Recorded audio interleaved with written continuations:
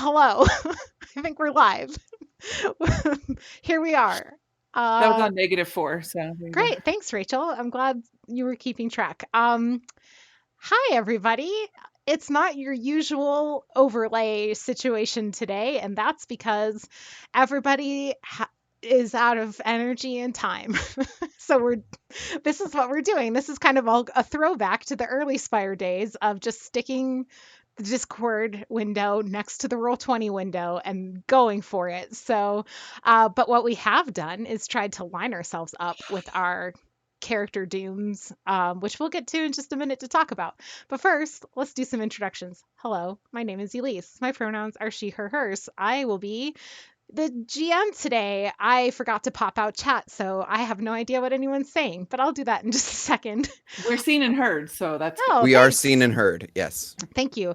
I do have push to talk on today. I'm notoriously bad for remembering that, so I'm sure my players will keep me accountable. But if you see me occasionally not talking, give it a second for my players to yell push to talk before you panic that the stream has somehow been interrupted. Okay. Hey. Normally we do stress checks in Spire because, that's a mechanic in Spire. Today we don't have stress checks, but I just, if you feel like doing a stress check, if you want to check in on your stress levels, feel free to do that anyway. We know how Heather's is going to be, but first, I'm going to pass it. We'll just go down, or if you guys want to get creative about passing, but I'm just going to go straight down to Sam. And Sam, if you will introduce yourself with your pronouns and then a little bit about your character, just kind of the super basics, that would be awesome. Yeah, the super basics. Hi, everyone. I am Sam, and I go by he, him, his pronouns. And today I am playing a character who is a Yeti. I've decided to go with that as opposed to the other idea I had just because it felt like fun. And the Yeti will also be using he, him, his pronouns.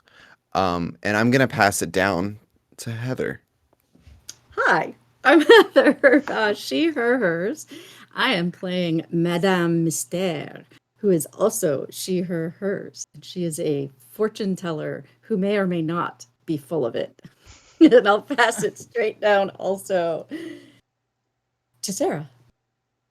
I am Sarah. My pronouns are she, her, hers, and I will be playing Jamie Jomsum, the alien who is definitely passing for human because they're really good at it.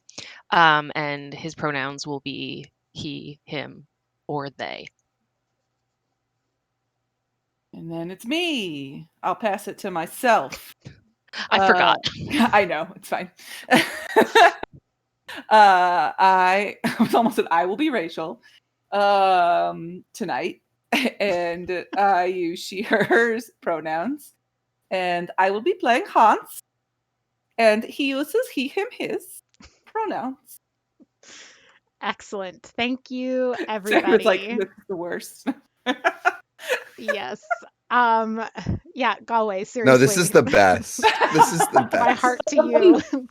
We know. Yeah, so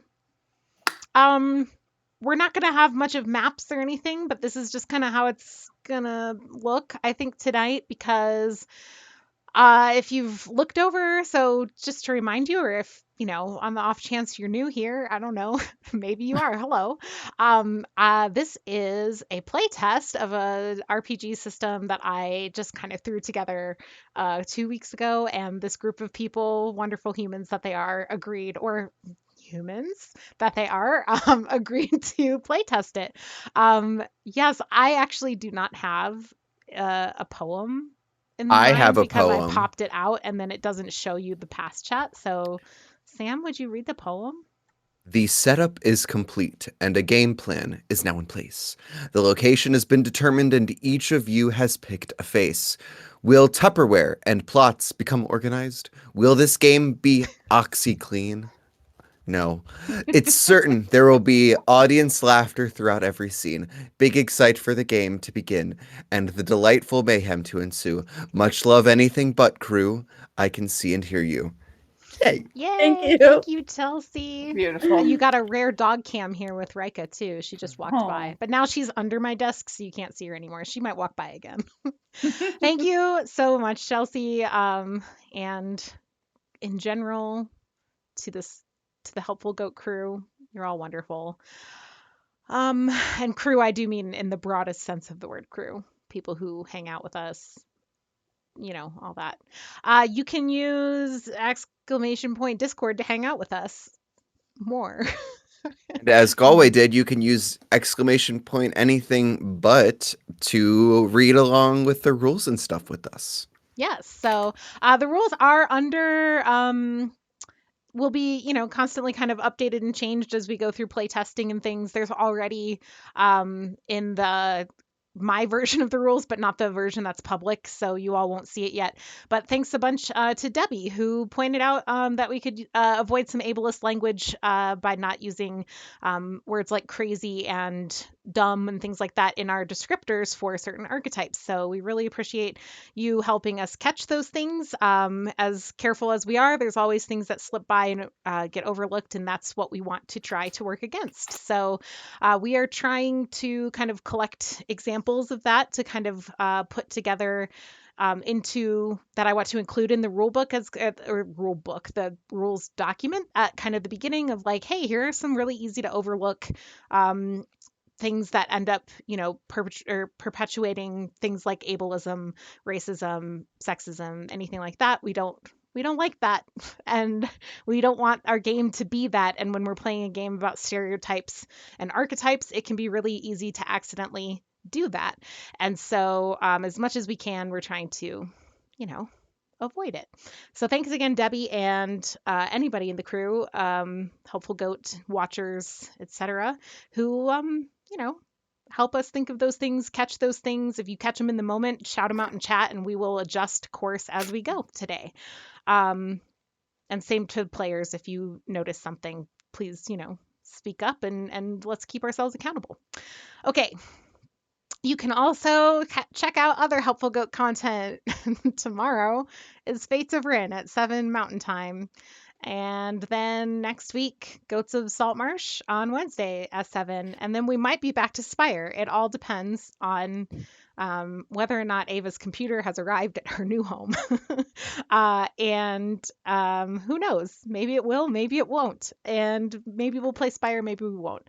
So roll with us next week on that. And then on Friday next week, we should be playing Moontree Isle, I think. So you can catch me and Sam and Heather and Rachel in that at 7 Mountain Time.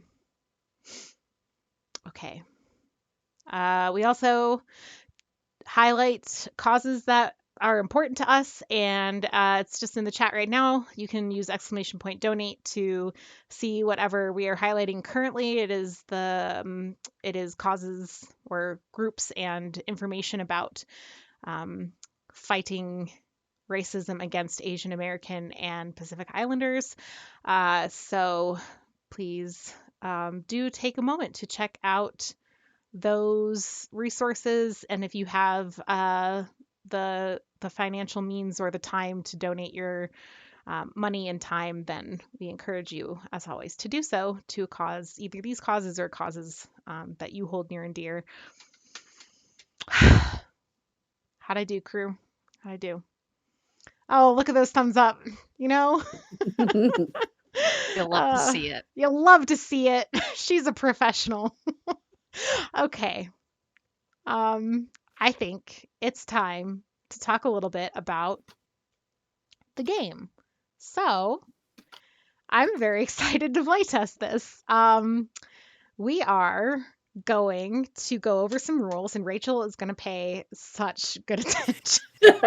I'm so mean about calling you out about the No, rules. you should fucking call me Okay. out because you're 100% correct every time. Where I'm just like, "Who pay attention?" Yes, I was, huh? It's because we wear the same hat. Yeah, we're in the Same same hat. space. I get it. Yeah. So, okay. Some rules. Any go-getter teacher pet players want to tell us about these doom counters? Oh God. Did anybody? It was a pop quiz. What are the doom Yes, counters? so there are Did I know two that? different kinds of doom counters. I don't know that. There is the setting doom counter, which is like, this is the world we are in and how close, our whole scenario is to catastrophic failure. And then there are the individual doom counters, Ow. which are basically, you know, our own character and how close they are to, completely failing on their own ends. Um, Now, if one of our characters does reach, you can see it's a scale from 10 to 1. If one of our characters hits 0, that does impact the overall setting doom counter. I don't remember the specifics on that. But and then yeah, if the setting doom goes down to 0, I think we just lose, right? Yeah, so if Yeah, setting like everything doom falls apart. reaches 0, yeah, everything falls apart might be the best way to put it. It doesn't necessarily instantly cue a loss for the players, but it instantly cues like end game scenario. So whether your players are ready for the end game scenario or not, it just things are falling apart, your enemies are making big moves or whatever it is, right? Whatever is happening now. And you just have to like reactively respond. So the odds are really stacked against you. You get a chance to try, right, to salvage if doom hits 0. But much better for players is to manage setting doom along the way as best they can in various ways. Obviously, GM makes final calls on the movement of Doom, but Doom can both advance and retreat, so it can go closer to 0 and it can be moved away from 0 depending on things that you're doing to kind of like, oh, if you're kind of like whatever the kind of worst case scenario or end game thing is that you're trying to avoid happening, if you do something that happens to like perfectly like counteract it, then we might retreat Doom away from 0, and kind of give you guys a break kind of thing. I think I said this last time, but just because it helps me to compare shit, this reminds me of Eldritch Horror in that Yeah. like going and then retreating, but also the Doom hitting 0 isn't the end. It just means it's a lot harder to win, but it's still Yeah. possible. Yeah, Okay. exactly. And then, yeah, totally right. When character dooms hit 0, those characters don't die. I think that that's not a fun mechanic especially because there's not an easy way to like put a new character in for somebody because part of the game is creating your characters. So instead, what we do is we reset the character doom up to 8 and we cross off 10 and 9. So now character doom, so like let's say Sam's Yeti gets down to 0, we're going to cross off 9 and 10 on the Yeti doom permanently. And now your highest possible doom is 8. And every time you hit 0, you're going to lose 2. So basically you've got this like increasingly short wick. And if you were to get all the way down to like having 0 that way, right? You've crossed off 1 to 10 on your doom, then I suppose that is a forced character retirement. But I should hope that that doesn't happen in a game because that would be a lot of character getting buck to 0. That wild. would be a long game. It would be a long game. I'm gonna Or a go very crazy unfortunate into game this, for and I one just, person. True. roll for everything and fail in everything. Yeah, just constant failures. Okay. Yes, so that is Doom. Um, Doom can move more than one thing at a time. So the example, I think in the combat section, not everything will work this way, but like in combat, like if you get punched real hard in the face, you might move Doom 1 for getting like a really hard punch to the face. But if you get shot, you might move Doom 3 or 4 at a time, right? Depending on the kind of severity of the shot, gunshot. So like those are the kinds of things to keep in mind. And then similarly, you can retreat Doom if you get if you just got shot and then you get the wound taken care of, the 4 doom that you took might retreat by 3, right? So I'm gonna if get you, shot. I'm a little boy. this is Who knows America, what could Rachel. What did you what do you want? Oh no. It's too real. I'm sorry. It's been a long day. Sorry, everyone. That was real dark. And also, nope. Who knows? Okay. Players already made their characters, and most of you probably saw some of that. And then we also added, we forgot to do on stream last time, so if everyone could just go through and say what they did for their 3 pieces of equipment. So part of the character creation process is bringing 3 pieces of equipment that you think your character would have on you. And the rules do encourage you to kind of be like mundane about this, right? What would your character just have? So if we want to just kind of go down the list again, Sam, what does the Yeti have? So the Yeti's got 3 things, as we all do. He's got a snowboard. He's got big meaty claws that are retractable. And he's also got a 6-pack of Coca-Cola. I love the Coca-Cola. Thank you. Heather, what does Madame Mystère have? Madame Mystère has her crystal ball. She has a tarot deck and things to burn incense with. So like cone incense, stick incense, a lighter, and the appropriate vessels in which to burn them. Jammy has a laser gun, a Twinkie, and a calendar. All human. Very human of you. So human. Hans has a large novelty lollipop, a spool of thread, and a recorder, like the annoying instrument. So good, so I exciting. want you to charm an animal. I need that to happen. Just-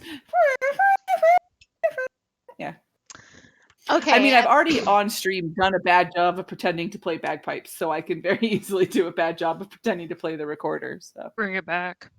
And players, if also you could take a second to type your 3 in character or in archetype tags next to your Doom counters. So like I'll ping the map a little bit, like kind I of can over to the type side. on this. You can type on it. Oh, and yes, add text. text. thing. So yeah, There we like just to go. the side of your Doom counters, because that'll show up really nice on the stream, and that way we can just The keep track. archetypal attributes. Yes, you're in archetype tags, which we developed on the stream last time, but just put them there so that we can keep them visible and easy to remember. So while the players are doing this, just to remind everybody, the in archetype tags, that is what grants a second D6 for, you can also make the text larger, y'all. I think mine is like 28 or something if you want to try and match so that it's easily visible. How? When you click on the text box thing, up at Yeah, the very when you top, click it text, says, Got Yeah. it. yep. So mine's 26, if you want to try and match. Oops. Okay. What? Hmm? Okay, I did it. Yeah, can you put it off All to right. the side over here, Sam? Oh. I'm going to delete Oh, that. I don't like that as much on my screen. Okay, fine. All is right. it It's just snapped? it works really nicely on the stream. Okay. So to remind you, when you want to take an action, you roll a d6. 4 through 6 are successes, 1 through 3 are failures. If it matches, or if you hold Alt while you're moving your stuff, you can place it wherever you want instead of having to snap to the thing. That is good to know. Yes. And so if you, for example, if Jammy does something resourceful, Jammy gets to roll 2 d6 instead of just 1. And also that works for gullible or naughty, right? So these kind of negative quote unquote tags, right? Things that might get you in trouble. But acting in character, in archetype, right? Acting in a way that shows how Jammy is gullible still gets you that d6 or the extra d6. So it improves your chance of success. Okay. The last thing I think we need to cover before we can just start is the breaking the mold. So, breaking the mold, as you know, we're playing archetypes. So everybody is supposed to be kind of like playing true to their archetype. Breaking the mold is a thing that your character can do that grants you the benefit of doing this is it grants you an extra tag. So you can get access to a tag that isn't in archetype. And the way that you do this is you collect learning experiences along the way. Isn't that nice? So everybody has to collect a learning experience from everybody else in the game, not including me, the GM. So for example, Hans would have to collect 1 from Jammy, 1 from Madame Mystère, and 1 from the Yeti. And once Hans has all 3 of those, Rachel would then, as the player, have the opportunity, right, to break the mold. Now you don't have to, you still have to have a narrative reason that Hans would break the mold, right? So usually the way that this is kind of written in the rules is the idea is you would say like in this moment, right? Like Hans has to do something against his character. He has to do something that is suspicious of strangers, right? In order to save somebody, in order to do something good, he has to not trust this person. And because of the lessons he's learned from Jemmy, Madame Myster, and the Yeti, he does in fact act suspiciously, which breaks the mold, and he now has access to, right, a critical thinker tag or something like that. So that's where those against archetype tags come in. You as role players have those to kind of guide you in thinking about what types of actions or things that you see your fellow players doing might be things that help your character learn and grow about how they might break their mold. Does that make sense? We're hanging with the idea. Okay. And then also, just so you guys know, when you see a learning moment for your character, you are expected to pipe up and say, Madame Myster just had a learning moment, she from the Yeti, right? And you can just tell us like she just noticed him do whatever, and that was, her learning moment. And then you can kind of check that box, and when you collect all three is when the ability is open to you. Does that all make good sense to everybody? Also, Sarah, you should change your name in Roll20 to your character name. But I'm Sarah. Well, it's true, you are. But I'm Sarah. Okay. I don't know how. Go to In the settings, settings. and you'll see display name at the top, and then just click save name. That'll make it easy for me to actually remember your name. Thank you. GM. GM. Okay. Friends, thank you for listening to the rules explanations. Hopefully we've got enough to go with here.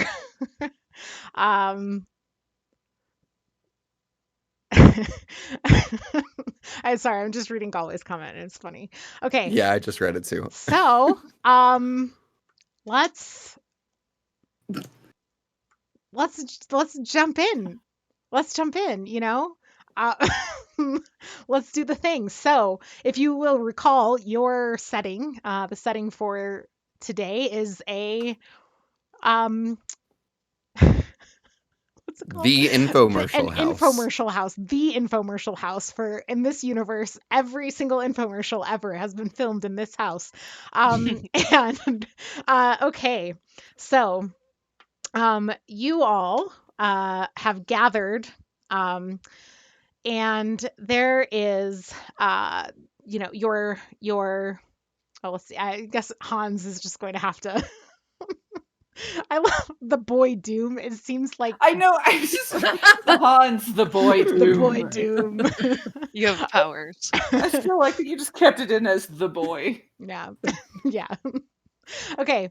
Hans, maybe you just got curious and kind of ran away and followed some people that, you were they weren't going to do anything wrong to you here today, but the rest of you called in as the kind of backup crew because you were needed.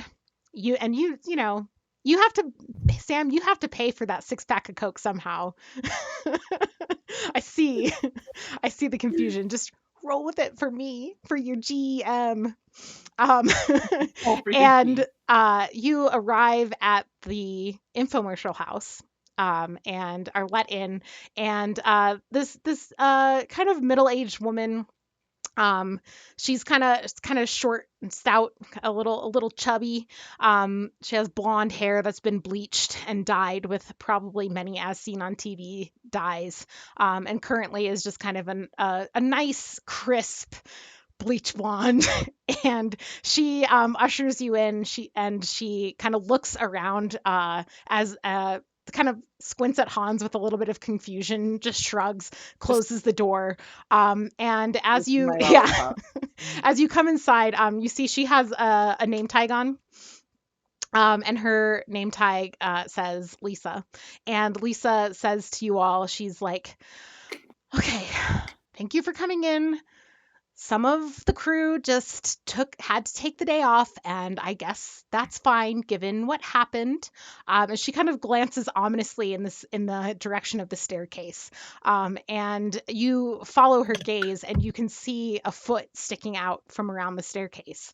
And she's like, "Now, I know it's not typically what we do, but the live audience is here and we have to get through the day, and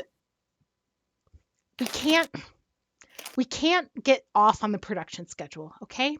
So if you all could do the thing where, you'd slap the chop and you flex the bow flex or whatever, but you also kind of keep an eye out and see if you can figure out what happened." And she kind of gestures you forward. And as you turn around the corner, you see that somebody has fallen down the stairs and they could not get up.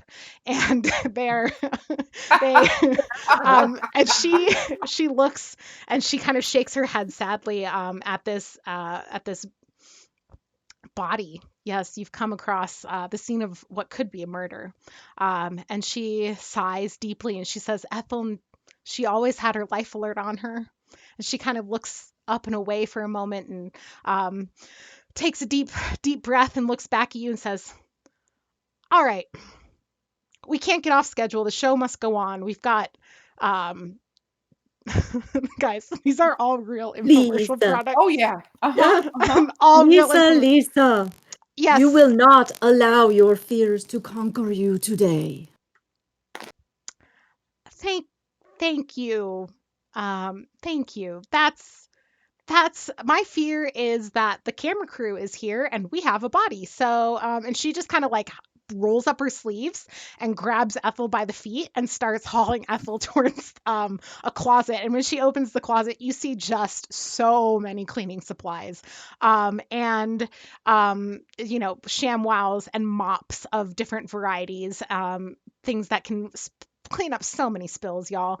And she kind of pushes Ethel in, and she's like, "You can take a few minutes with the body if you need to, but what I'd really love is if you could, we've got the crew here, we've got the actors, everybody's in place, so we're gonna need you to do," and like pulls out her smartphone and she kind of flips through some things and she's like, "Right, so we've got something in the kitchen today. We've got the kitchen film crew in at 10 o'clock, and that's coming right up. And then after that is going to be the bathroom.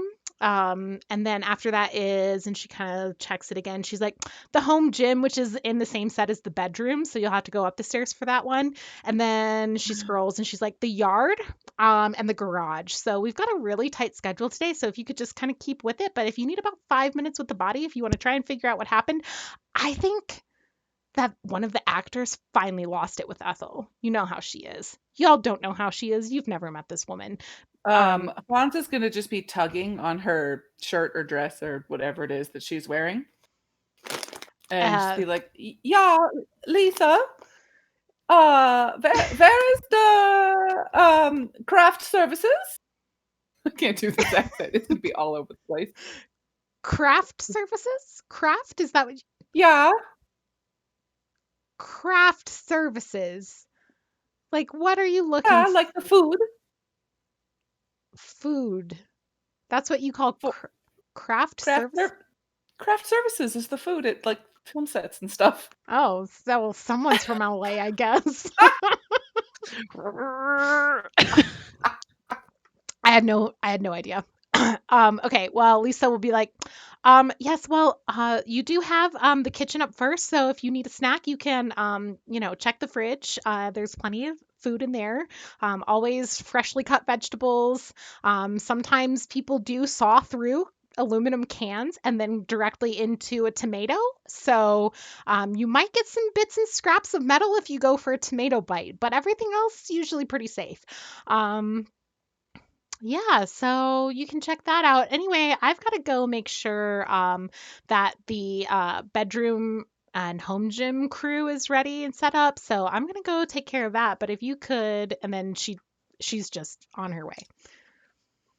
The entire time this was happening, the Yeti was slowly making his way towards the staircase. Okay. Now, are you disguised or are you definitely a Yeti? That would answer that. I Heather, can you like disconnect and reconnect your microphone real fast? You're like staticky for me for some reason.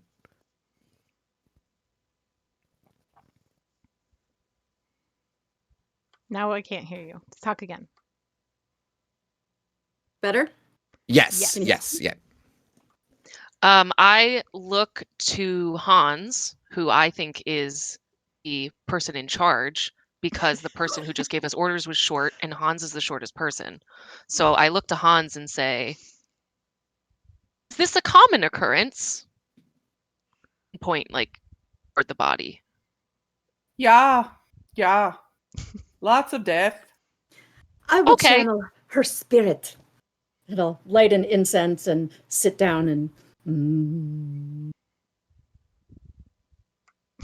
Is that it? Just light the incense and sit down. For now, What does she say? I will channel her spirit so we can find out how she died. And then after a minute, I'll breathe deeply of the incense. And oh, the horror, the horror! She was pushed. She was pushed. She does not know who. They came up from behind and pushed. We will avenge you, Ethel. We will. Oh, she's fading. She's fading. Oh, she's gone. While she was doing this, I was checking Ethel's pockets for candy. Okay. Yeah, you root through Ethel's pockets and you do find one Werther's. But besides Werther's, you also let's see. You find a mostly smoked pack of cigarettes and a lighter. And in the other pocket, you find a wadded up tissue and a ShamWow. I will take the Werthers and nothing else, and I will mention nothing else. Okay. The fumes from the incense have reached the lungs of the Yeti, and he is not happy.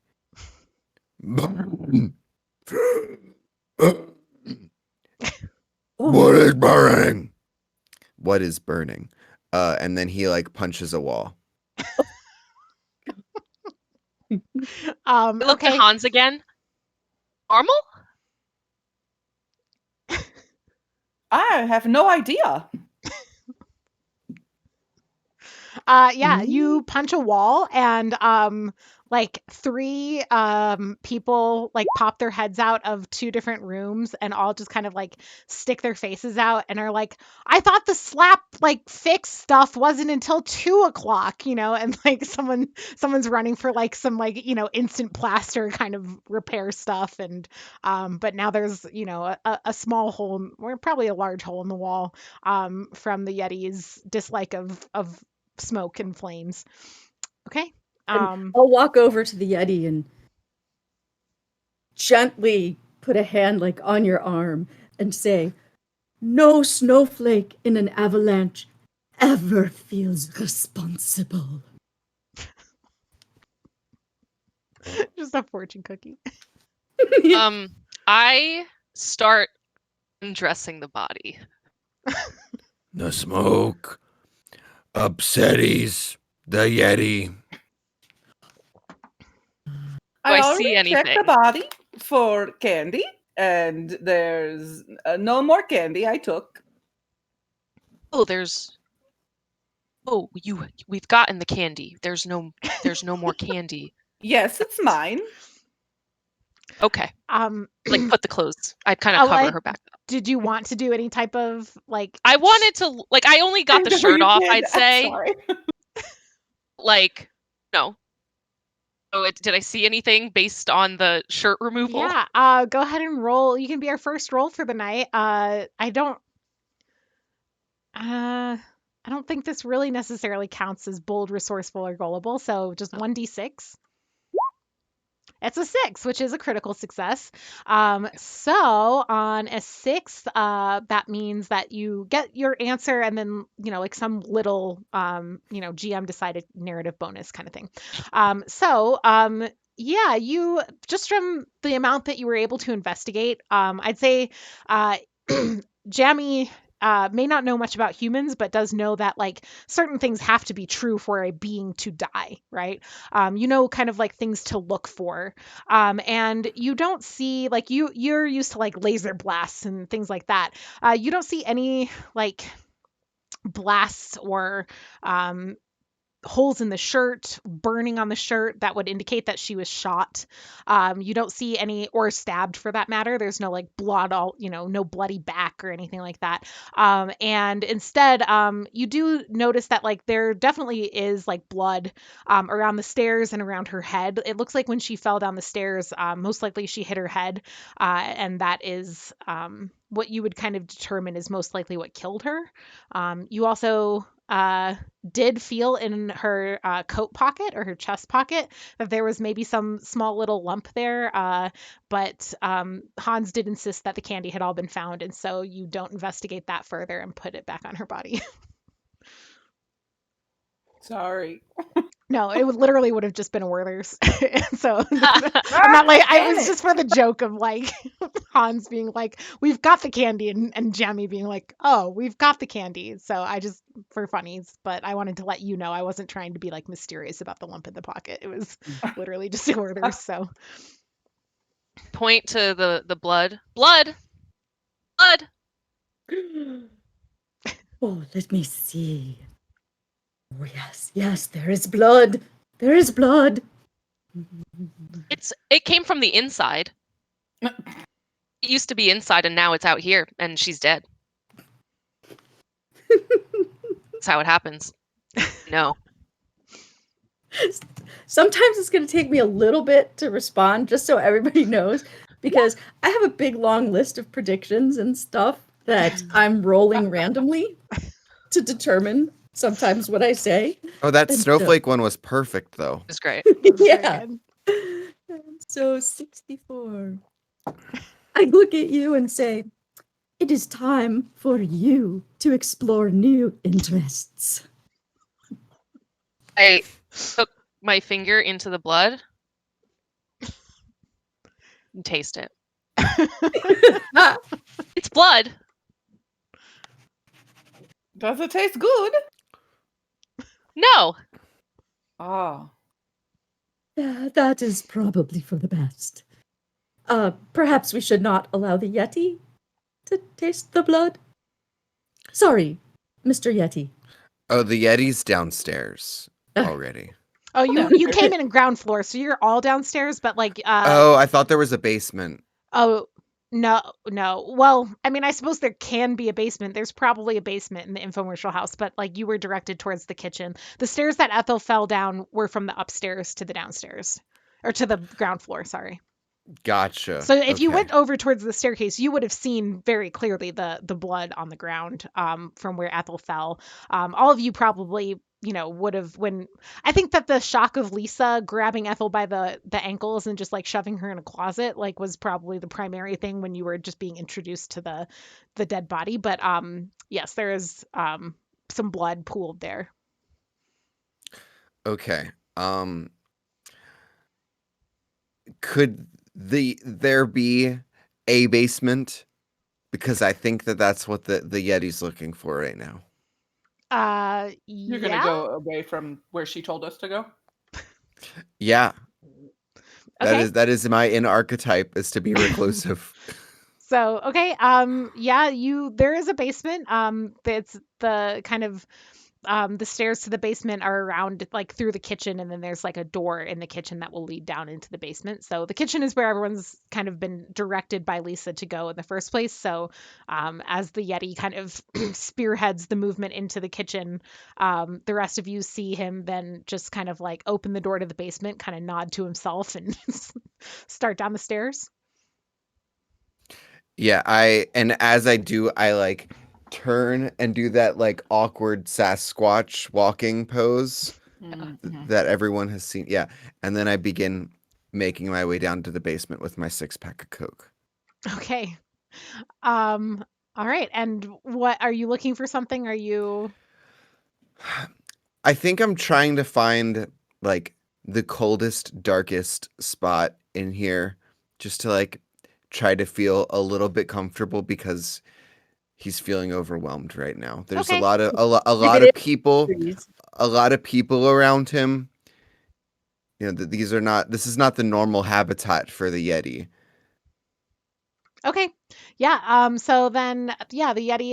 Yeah. As you kind of get into the basement, there are just shelves and shelves of retired, things that have been called back that like no one had the heart to throw away, but are like dangerous to people. Some bug zappers, things like that. Just sitting on shelves down in the basement. But it's definitely the darkest. There's a little light that you can click on, click off, and you just kind of like click it off, and it's a nice, dark, damp, quiet, dusty, dirty little place to hang out. Probably the only place in the whole house that can be called dirty. S- So I will crack open my first Coke and ponder the snowflake phrase that he was just told to by Madame Mystery. Okay. And I think he's using that as a reflective tool to eventually gain the energy back to become the avalanche. Oh, that's nice. ooh, Okay. Very Just good. like table talk, want to clarify the goal for us is to figure out how she died or who killed her. Yes. Okay. But we also Well, have to like keep yes. the While maintaining like the studio audience uh free of without they can't know that something has we're gone wrong here. okay. Yeah. So we're trying to do the infomercials while looking for clues. Yes. And so, in fact, when you walk into the kitchen, as the Yeti kind of like disappears and goes down the stairs, the rest of you enter and kind of look to the kind of the other direction. And you see that there has been this immaculate setup made, and there's cameras facing you. And behind the cameras, you can see just lawn chairs that have been set up kind of in this weird space in the kitchen that people are just sitting in. And they all have like the best 80s hairdos, like just amazing 80s hairdos. Like they look like they were just from the 80s. These are not contemporary people. And Jamie, you've never seen hair quite like this, but given how many of them have hair like this might be how human hair is supposed to look, and you're now concerned.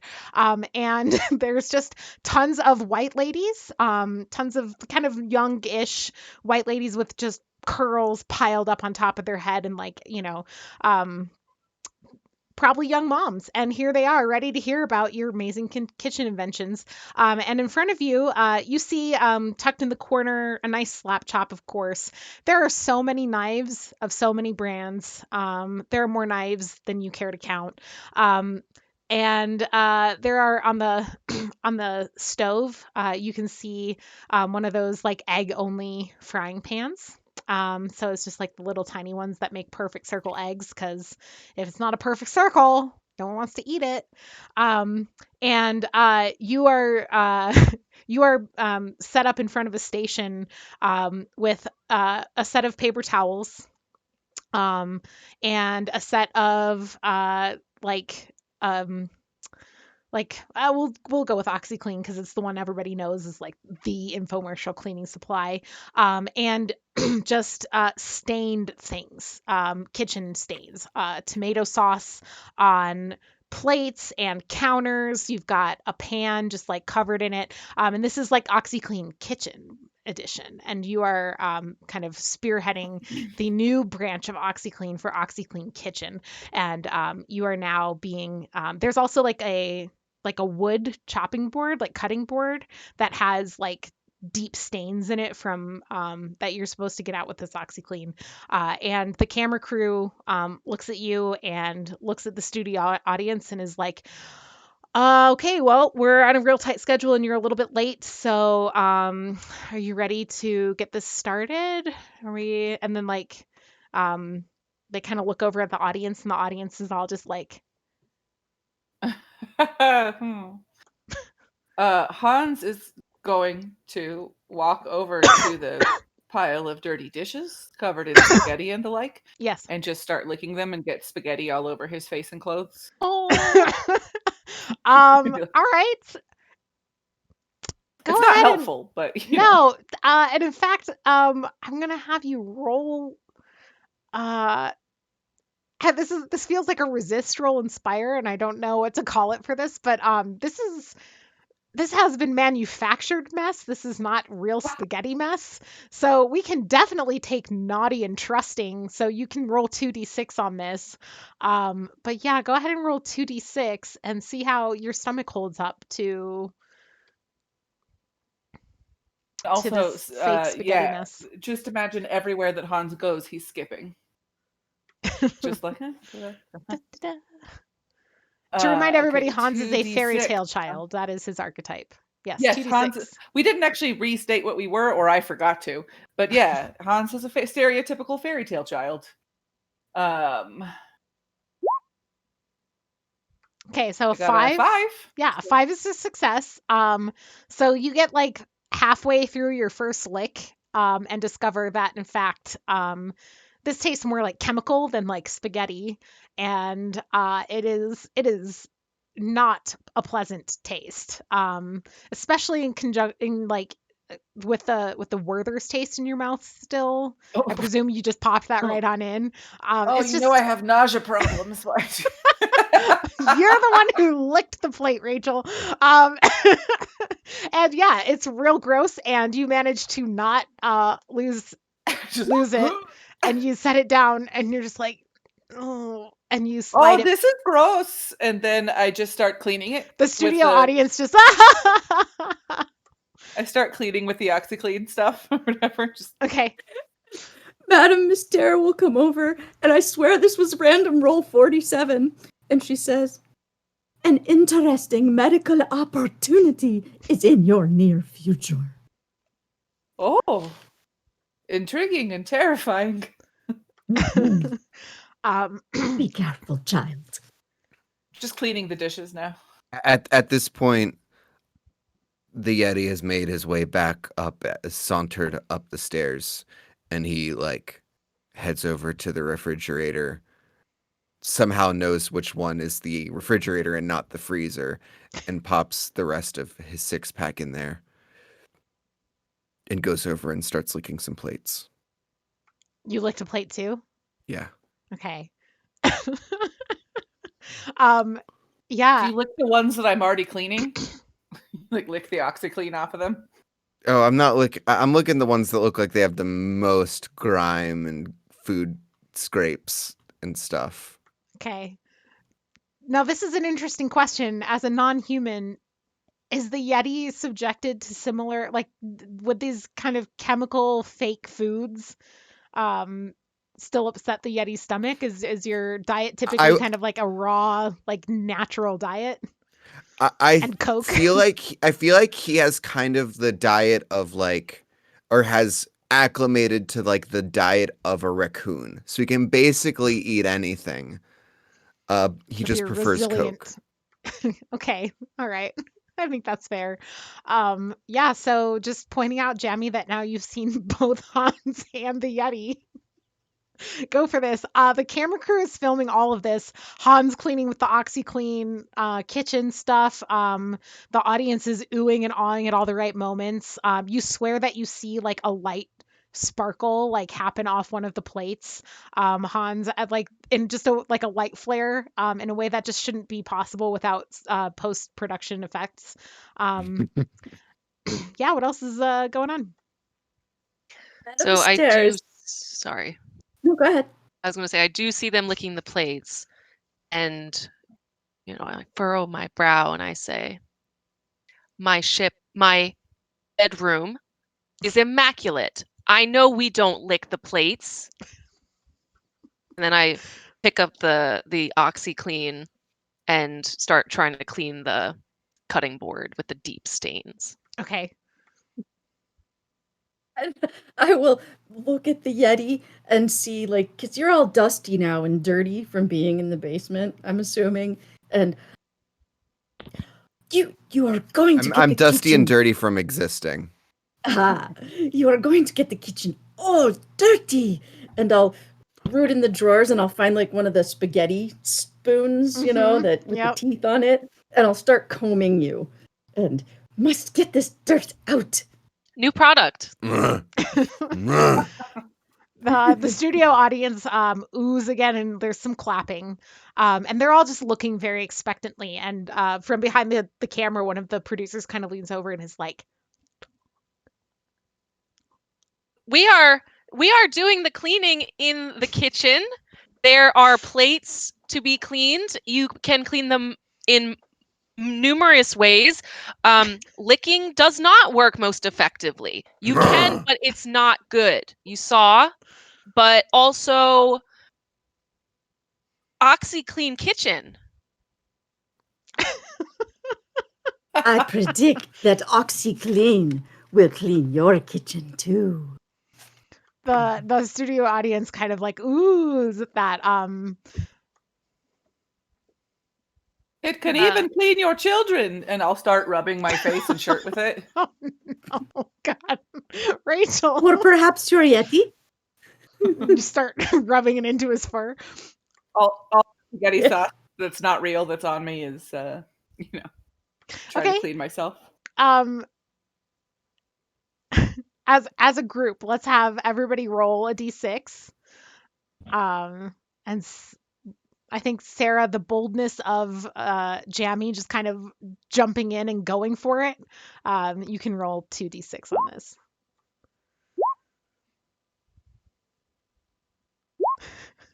Yes. Ooh, I rolled a 1. Okay. I rolled a Okay. critical success, though. Yes.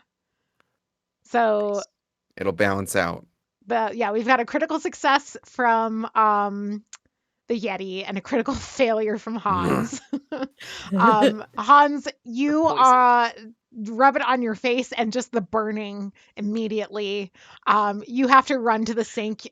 You have to like climb up the Yeti onto the sink to get high enough to like even get there.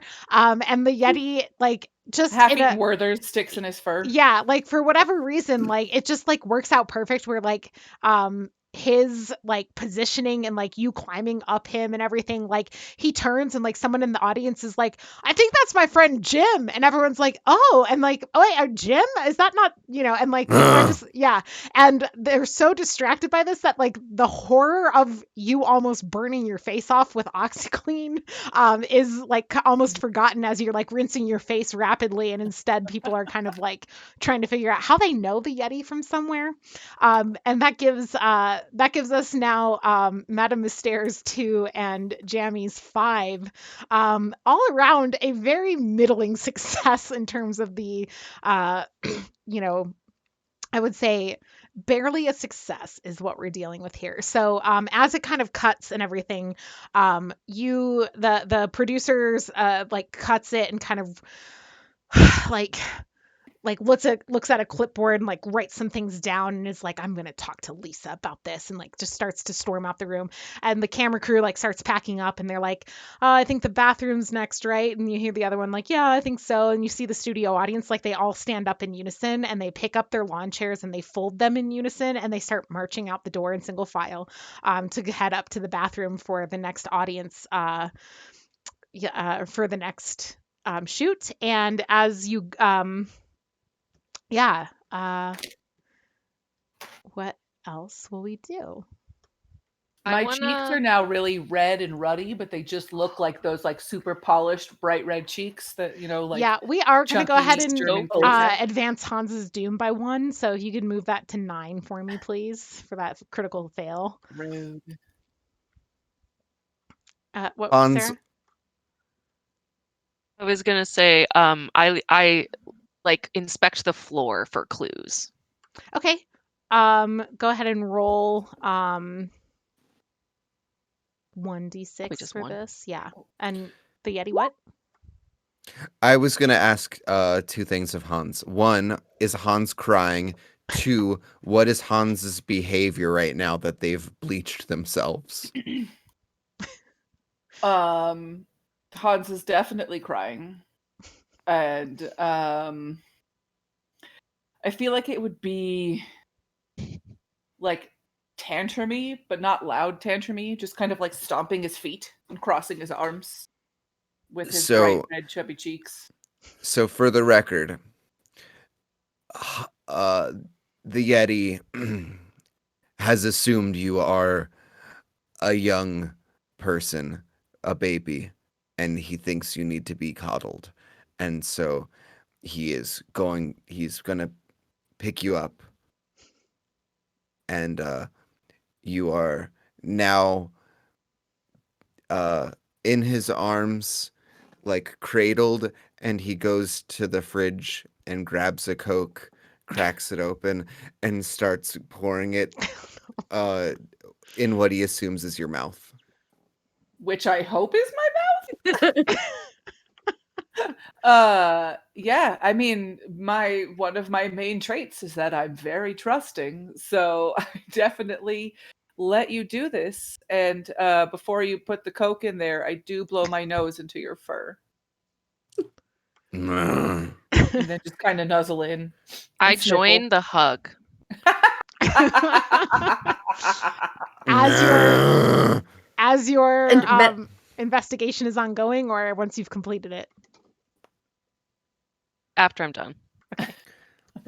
And while they're doing this, Madame Mystère is going to go rifle through Ethel's pockets just to make sure that, because she saw the child do it, but she wants to make sure that any money or anything that's left in there that she would like to have. Okay. Okay. So Madame Mystere may roll 2d6 because that is some shady business.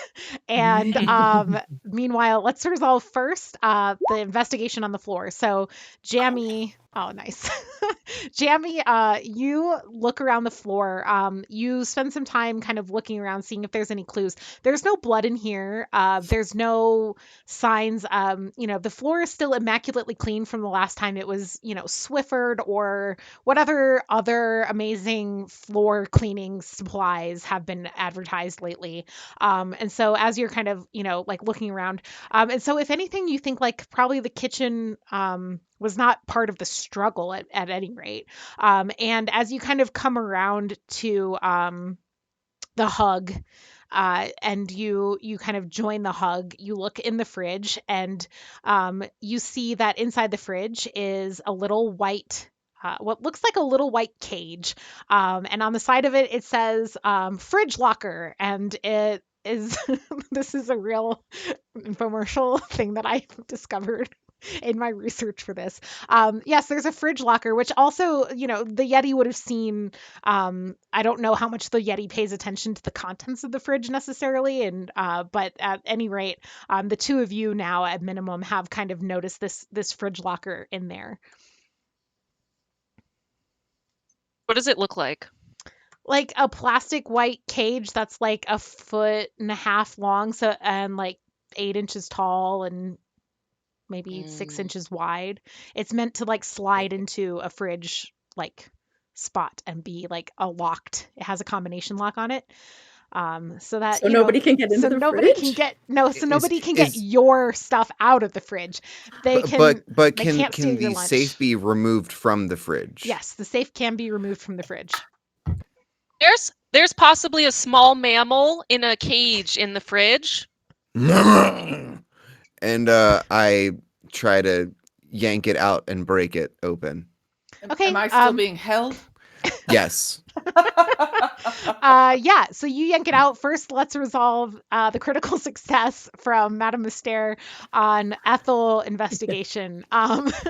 You spend some time investigating Ethel a little more closely, and for things besides candy, that and so as you kind of spend your time, checking her pockets and like checking, you do find the other Werthers in her kind of breast pocket. And on you were so focused on just the side pockets, and then you check the same pockets that Hans checked, and you find the same things. You find a tissue, you find a ShamWow, like a little scrap of it, and you check on her pants. She's kind of wearing like a nightie with like night pants underneath. And these have pockets because, of course, they do, because all things should have pockets. And Ethel, apparently, who knows any other characteristic, but she was smart about pockets. And you check those, and like this would not have been interesting to Hans, who was looking for candy. So even if Hans checked the pants pockets, wouldn't have crossed his mind to like care about it. But there's some, like a 20 clipped around a piece of paper in her pocket. And next to that are these like little like clippy things that you think perhaps. Well, let's see. Let me ask this. How much, as seen on TV, does Madame Mystère watch? Probably a fair bit. If she's here trying to do infomercials, she would. Yeah, this is like and she wants to see gullible people. Okay, really. okay. So these are like snore guard things. They like clip open your nose. They're like they, instead of like the kind that like are, sticky on top of your nose, they go inside your nose and then like clip open. Okay. And that's what you have found so far.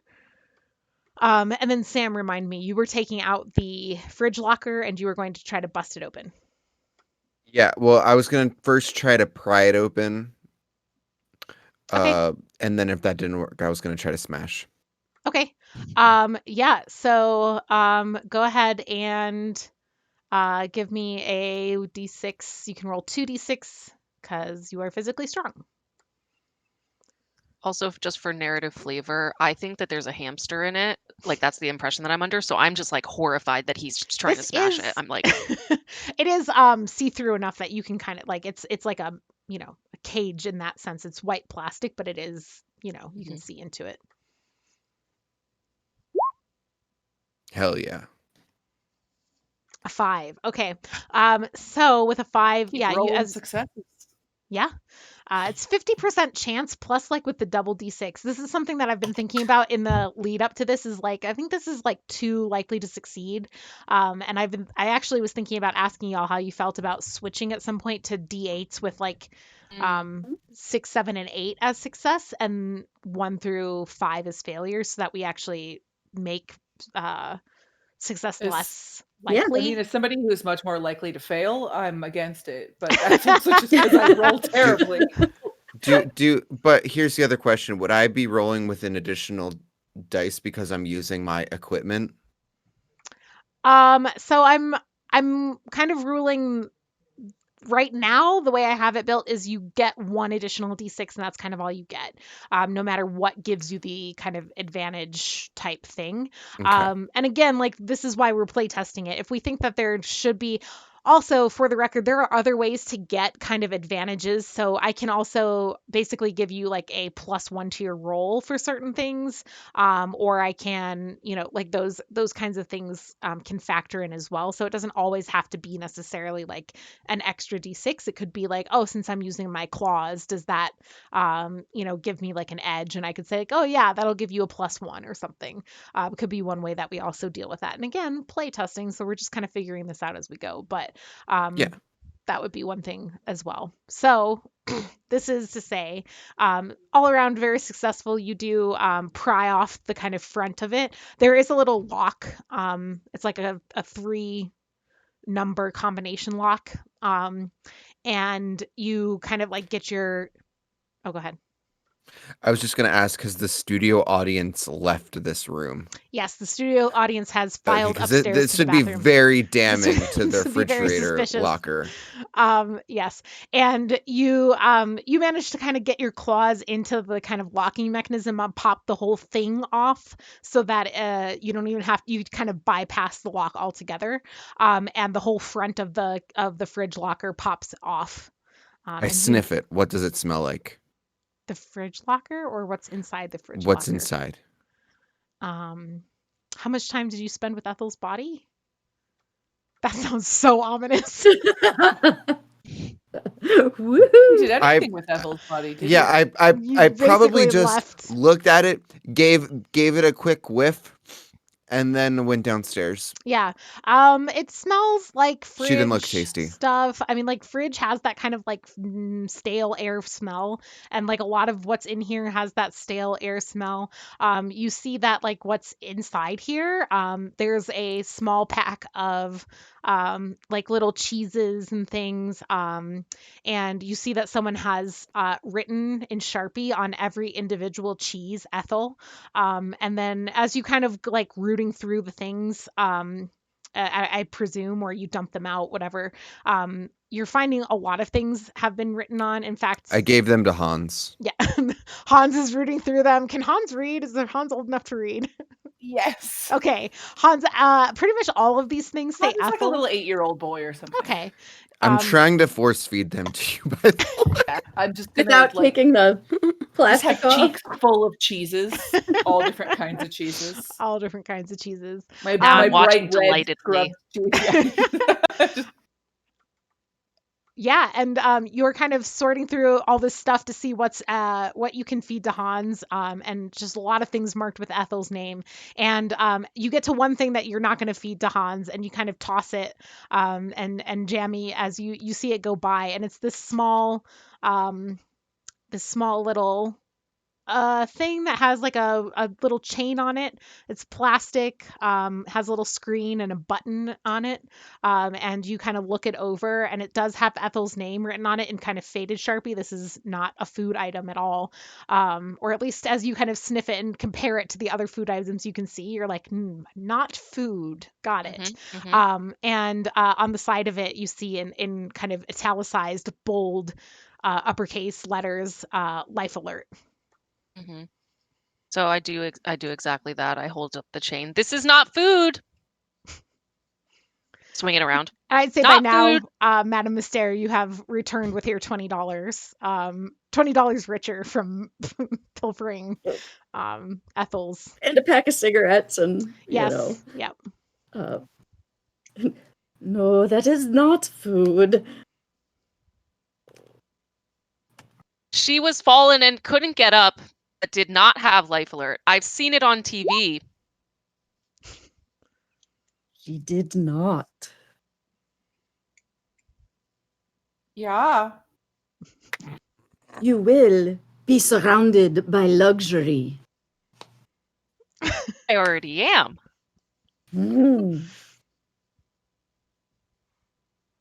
She's What do good. She knows. Oh, yes, this will come to pass. But what do we do with her life alert? Push the button on it. According to the commercials, a very official looking man in a uniform with like a kind of cop looking uniform will answer a phone at a computer. That's what apparently happens when someone And pushes then it life says alert. all senior citizens should have life alert. And it's a really intense voice. And I remember that. that man will say, "Don't worry, ma'am. Help is on the way. I've contacted the police for you." Or sir. Madame Mysterio will say, she's in the closet. Okay. All right. Well, let's just go ahead and advance setting doom a little. Oh no! Oh, no! Because y'all definitely weren't supposed to tell the cops if you remember Lisa's instructions. Now the cops are on their way, and you have a lot of limited time, very limited time, Oh, because we crap. pushed life alert. Chaos. She's in the closet. Chaos. Where do we go next? Bathroom. Oh, good. I need to go. Me first. The Yeti eats the life alert. Okay. Should I roll something to see if Madame Mysterio realizes her mistake? She's Well, pretty shady. That she might realize that this true. is. I mean, does she know what a life alert does? She watches question. infomercials because she likes to see people like infomercials deceive people, and she likes to watch people being deceived to pick up new tricks. And so I think I that would say she probably does. Yeah, let's have you roll. And I think insightful gives you the second d6 on this, so Okay. 2d6. Not D8. No, let's go until the break with the d6s and see how it feels, and then we'll maybe try after the break on it with d8s. Okay. So that would be a 5. Yeah, so as the Yeti kind of swallows the life alert, it dawns on you, because you hear help is on the way. Um, and it dawns on you that Lisa did ask you um, not to bring help, not to call the cops, because Lisa wanted the show to go on. Pardon, Mr. Yeti. Could I bother you to move Miss Ethel from the closet? She should not be there when the police arrive. Um, here's an interesting question. Does the party know that I'm a Yeti? Because I kind of feel like they wouldn't. Your name is the Yeti, so I just assumed we did. Well, and that's why I asked you if you were disguised or like do. So Yeah, he I kind think I of asked the you Yeti that. kind of has this like passive ability to look kind of like someone that you might know So I kind just of there. Yeah, I just think then your last name is Yeti, so I call you Mr. Yeti. Oh And yes. That's cute. you're the strongest of us. While still holding on to Hans, he kind of gives like a shrug, like he doesn't understand. Oh, Hans already hopped down and is skipping to the bathroom to go pee. Because he doesn't think about Okay. the fact Okay. And I followed Then Hans it's a because I think that they're in 2-armed charge. shrug. Oh. Uh, do you not want to move Miss Ethel? Miss Uh, Ethel, please. are you pointing at Miss Ethel? I would, yeah, I would be. Okay, then he goes over to Miss Ethel. Okay. And I'll mime picking her up and then like walk toward, I guess, the basement door and A do a second, pigeon a nose. second down a set of second set of stairs stairs. for Miss Ethel. Again, and the life alert is farther than ever. So closer. close, but so far. Yeah, he'll pick up Miss Ethel and just kind of like look to you, you know, puzzled for directions. Yeah, I'll just motion to you and open the basement door and just mime throwing her down. I think he'll like, yeah, he'll basically just kind of like put her on the stairs and like just push. Okay, Thank you, Mr. Yeti. Ethel's body just limply just clunk, clunk, clunk down the stairs. We didn't know we needed a gore Yeah, like warning. yeah, content warning. I'll quick then Elder grab abuse. some of the OxyClean and take one of my scarves off. And like, because I've got a million scarves wrapped around me, I'll take one of them off and like try to clean the blood up real quick. Okay. Off of me. And and off of you. Okay. Yeah, I mean, OxyClean works wonders on this. We're not even going to roll for it because that's one of the things they advertise for OxyClean is that it sure does get those blood stains out. And you take. Well, and I think it probably would be less on the Yeti because by then, you know, she's It's not pretty, like yeah, actively it's bleeding, dry right? and not actively bleeding. So there's not tons there, but like around the closet, there was some from when she had been dragged earlier. Because at that point, she had been dragged through the pool, and so there was a little bit of a trail over to the closet that Madame Mystère can. And as you're doing this, do you also clean up the blood at the bottom of the stairs? Okay. As you're doing that, you notice that there are kind of some strange tracks of some sort. They look like maybe a small wheel track goes through the blood over by the stairs. It's only kind of as you get up close and personal with it that you kind of see the difference between the dragging tracks and these kind of like small. It's like maybe a small thin wheel. Has gone through the blood at one point, and you She was killed by a unicycler.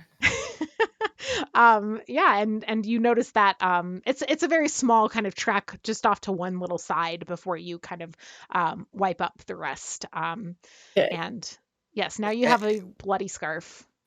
And how, like, what was your, like, physical demeanor while you were cleaning up this blood? Were you, like, harshly scrubbing, or were you, like, careful and meticulous? I was harshly scrubbing and going fast because I know that we've got to be upstairs. And Okay. so I was trying to hurry, but trying to get it all up. Okay. But yeah, a little worried. You could probably tell I was worried. Okay. So while this was happening upstairs in the master bath, yeah, Hans has made his way there to use the bathroom. When you open the door into it, it's kind of an unusual setup because, again, this has to accommodate cameras and an audience. The same group of audience members with their amazing 80s hairdo and their perfectly like in line lawn chairs have set up now in the bathroom, and they see you come in and they see they see a child, unlike Jammy. And as you go towards the toilet, which is kind of behind like a half, like a parapet, so that like they can film like someone using the bathroom without showing any naughty bits. So you would have kind of some privacy to pee back there if you wanted to, or Yeah. yeah, okay. Is it even a real toilet setup, or is it just a? It's just a fake. It's still a house enough, right? We'll say it's a real toilet. But you do have to step over a little putting green at the front of the toilet to get to the toilet. And God, of course I do. Jammy, you are stopped by someone as you walk in there. You kind of have to pass by the studio audience, and one of them kind of like taps you a little bit on the arm and is like, um, I'm sorry. It's just that me and all of my friends, as we came in, we had to go around what looked like blood to get up the stairs. And like that's just, we just wanted to check in. Like, is that I don't know. And then like she kind of like looks at one of her friends and like her friend kind of laughs and is like, it just is everything okay? Just I gonna can tell from your smile. just making pee is. sounds in the background. Thanks. Doing Thanks some for the- polio work. Yeah, it's okay. And I like your hair. Can I have some? Are you trying to sound like them a little bit? Oh my god. um have my hair? I mean, and she kind of like pats it. Um and she's like really wigged out. And then she she kind of And like I'm just gonna. Then I'm like, I'm trying to go to Hans. okay. We're just gonna slide that Okay, setting Hans beam is, right on over to 7. After Hans finished peeing, he just started playing with the putting green. He didn't wash his hands. I think also Jammy's character doom needs to go down to 9 for just not not human in that moment. So Mhm. yeah, make sure you use your select tool, which an excellent role Still play. not working. Yeah, I had So- to zoom in, Sarah. I had to zoom in towards it to be able to Okay. like grab it because it was being fucky for me. Yep. So I would like to posit that at this point, the body's fallen down the stairs, and the Yeti has looked back towards the kitchen where he thought the baby was, and the baby's not in the kitchen, but he hears goings on upstairs. Sam, you Run. became a super robot. It's true. Am I still robot? No. No? No. Okay. Yeah, I think you're good now. Okay. So he hears goings on upstairs. The Yeti then runs upstairs, and he sees these people that are not the baby. And did you eat the baby? The studio audience all turns to look at you, and you hear one of them go, "Tim." And everybody is a little bit on edge because the blood situation was not really cleared up. And additionally, they were then asked if their hair was something that could be shared or given to somebody else. And so the studio audience, which previously had been kind of unanimously like Stepford Wives style, just like very pleasant and like 80s, like, young mom kind of thing, is now kind of unanimously like just uneasy and kind of like unsettled. And when you do this, it's almost like your like camouflage is like not quite working right. And instead of hearing kind of like mediocre English like they're kind of supposed to, they hear something more akin to the actual Yeti like noise and voice here. Ooh, And hoo, hoo. um, you see the studio audience kind of like kind of getting further uneasy. And as you I presume Madame Myster, you also came up the stairs. Yes. Okay. And I would maybe posit that I would be able to use my ability Yep. because I'm very insightful, and my like medium ability is where I'm able to um, know how I like can read people and know how to talk to them to get what I want.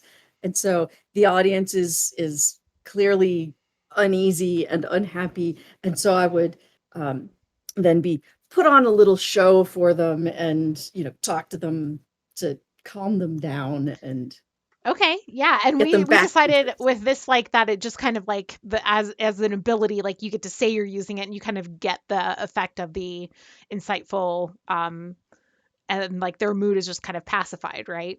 Is kind of the Yeah. way that we ruled And it. but I Okay. can only do that like 3 times per game, I Yeah, think. I think that's what we kind of said. Well, yeah. So okay, yeah. So as you do this, like you kind of the mood in the room is kind of is starts to kind of shift. The audience is engaged. You start to hear some of that like laugh track laughter going off, and again where it's like it's coming out of their mouths, but it just sounds exactly like sitcom laugh tracks of like ha ha ha ha all overlapping. And the camera guys start filming, and you see the producer being like, and as you, Hans, are finishing up, you start to step over the putting green, and or do you? I What start are you playing it. doing? You start playing it? Great. Yeah, The for sure. camera guy is Yeah, I like, said after I finish peeing, I start playing the putting green, and I didn't wash my hands okay, great. because I'm a gross naughty boy.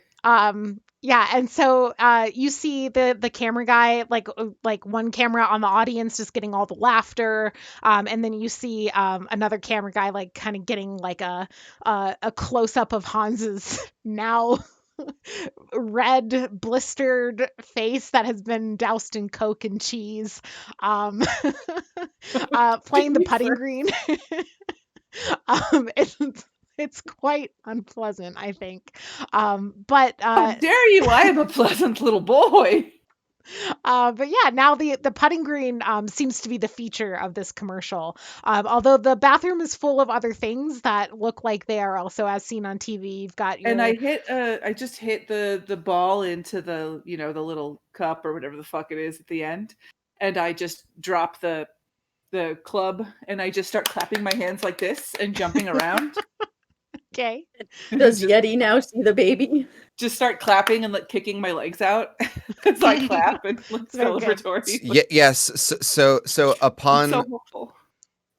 seeing the baby, the Yeti just kind of like sighs, and as he's sighing, he shakes like his tension loose, and as that happens, like dust and dirt just falls off of him and onto the floor. And at this precise moment is when a Roomba comes along and cleans it up. Yeah, just perfect Beautiful. timing. Yeah, the Roomba has come in. The Roomba like starts to clean up over here and like it's closer to the putting green and actually gets in the way of one of the putts. And everybody laughs and it's like it's a great success. The producer loves it. The audience is just, thrilled. And you've got some good and then um the same producer who earlier was like doing the like talking cues and stuff looks at Jamie who did some of the talking last time and is like, What are the chew products in here besides um the besides the besides the putting green, you've got a hair dryer stand so that you can it holds your hair dryer while it's working, so you don't have to hold with your hands. There is a wearable towel. It's not clips for your towel. They have little like sleeves or little like spaghetti strap style sleeves, but you can wear them as a toga so that, it doesn't look like a dress on men because it's important to maintain very strict gender roles, but also to Mhm, market to both men and women. Never mhm. forget, kids, if you're a seen on TV product. And then let's see what else is in here. Consult Roomba, my apparently. notes. Yeah, there's a Roomba now. Um, there's definitely in the shower is one of those like suction on handles for like extra support in the shower. Um, yes, and you can. Are you specifically looking because I think there's a few other things you could see, but they're like way less obvious as like standout items. So you might, if you want more than that, you'll need a roll. Okay, yeah, I'd like to roll. Okay. I think this counts as resourceful because you are trying to kind of like gather resources for some kind of pitch or whatever. So go ahead and roll 2d6.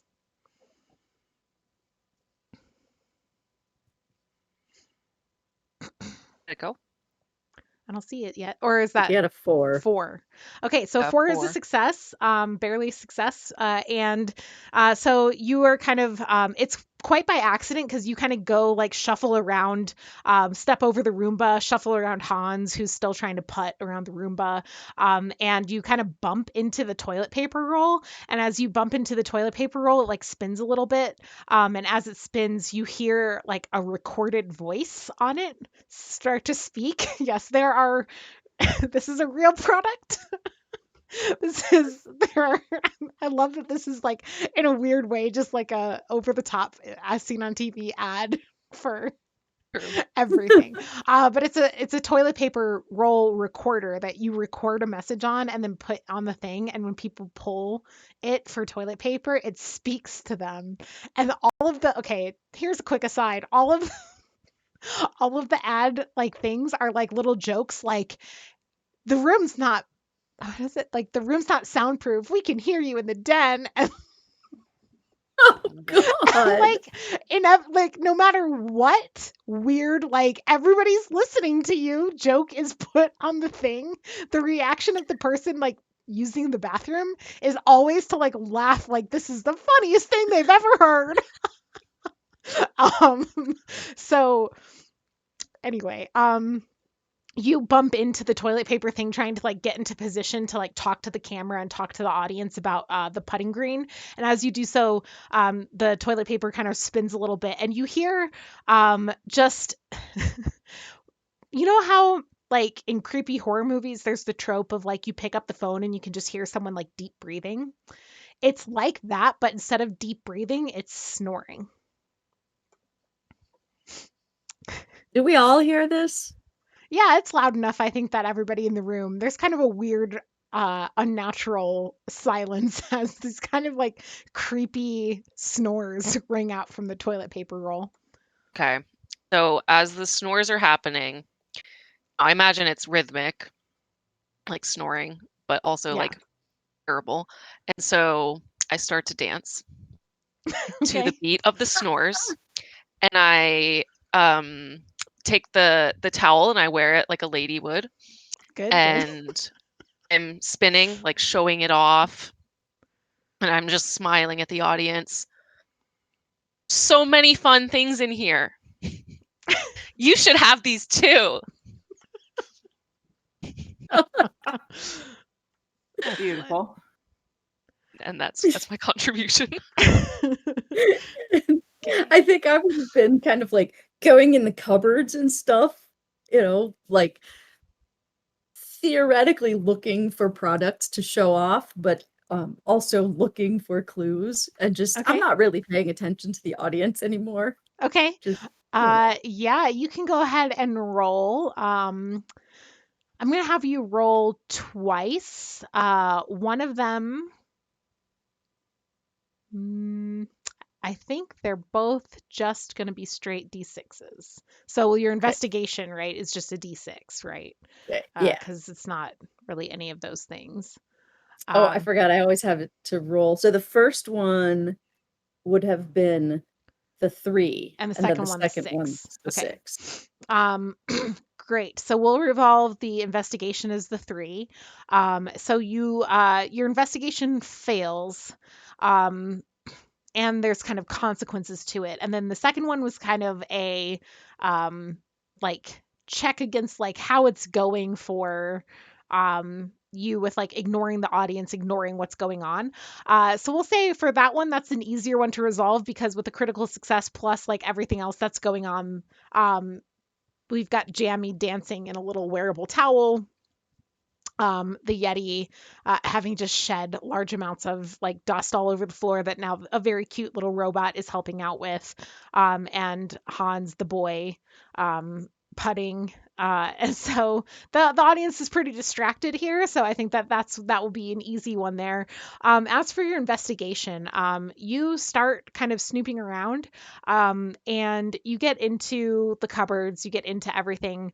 Everything's immaculate, untouched. And as you're kind of like doing this, you glance up and you see someone in the doorway is kind of peeking around the door, and watching you do this. You catch kind of a glimpse of kind of a spray tan, some buzzed or like very short kind of hair, and as that, and then the person kind of like sees you seeing them and just kind of like disappears back around the corner, and you don't turn up any clues from that, but you have been observed by somebody else, yeah, digging around in the cupboards.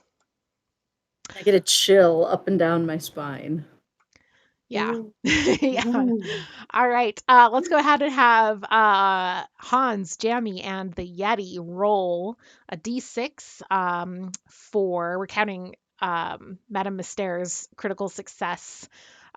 Is going to just count as like a general success. That's your kind of added benefit of the critical success for the infomercial. Such a good job with all the clapping and dancing. Yay. Nice. I still failed though, because I'm me and I always fail at everything. We'll leave you with d6s and switch everyone else to d8s. What? Yeah, right? Like it's fucking ridiculous. We played that. I played a Halloween game with Galway this past Halloween, and the goal was to roll low, and I literally never failed because I always rolled like a 1 or a 2. And I Yeah. was like, these are the games I can play. Did Jammy roll? Are we still waiting on a roll from Jammy? Jammy. Oh, no, I didn't. Sorry. 1d6, realized. please. Okay. Dang it. So another kind of just down the middle, not great, not terrible, because we're taking Heather's 6. The kind of added benefit is just like a general success, not a critical success on this part. So essentially like, a 5, a 5, a 3, and a 3. So averaged out to middling pass. And yeah, the producers once again kind of pack everything up. The camera people pack things up, and the producer kind of comes over, and let's go ahead and have let's see here. We'll have Jammy and Hans. You can both advance your character doom by 1 since you are failures. And they kind of pull the two of you aside. And the producer is like, listen, I know everybody in the cast is a little torn up about Ethel, but I'm going to need you to get your head in the game, okay? Head in the game. And they take a second and they like stare really intently into Jammy's eyes. And they're like, is your head in the game?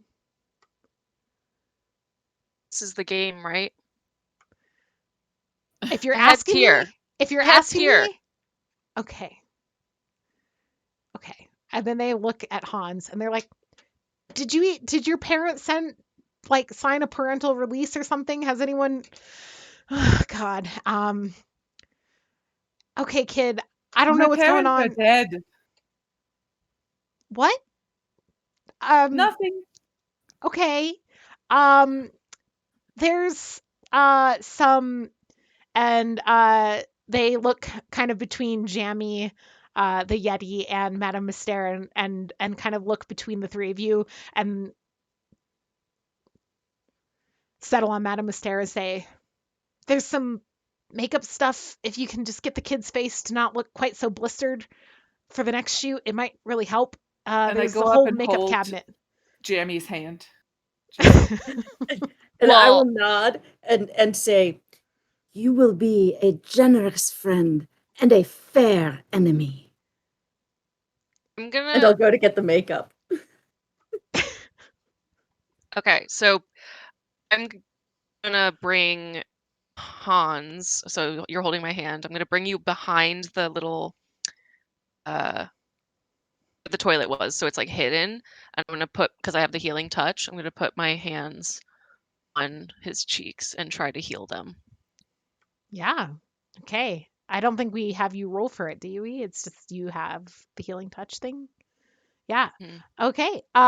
So, Hans, you feel this kind of nice, cool relief and sensation on your face, as Jammy is holding your face behind this little this little half wall, behind the putting green, and your face, which had been, it had felt okay, but was not comfortable with the blisters and stuff.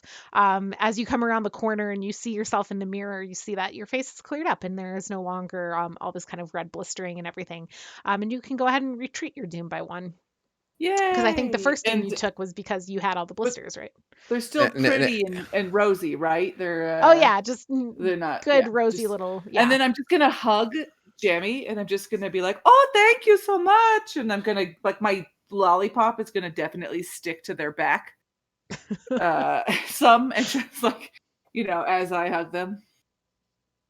As the producers were being like very, I don't know, aggressive towards the baby, the Yeti is going to glare at them and like kind of not just glare, but also like be physically imposing and be like, "Leave the baby alone." Okay. Um, yeah, are you trying to actively intimidate or scare them off a little bit here? Yeah, yeah, like they were trying to intimidate my little one. They get intimidated. Okay.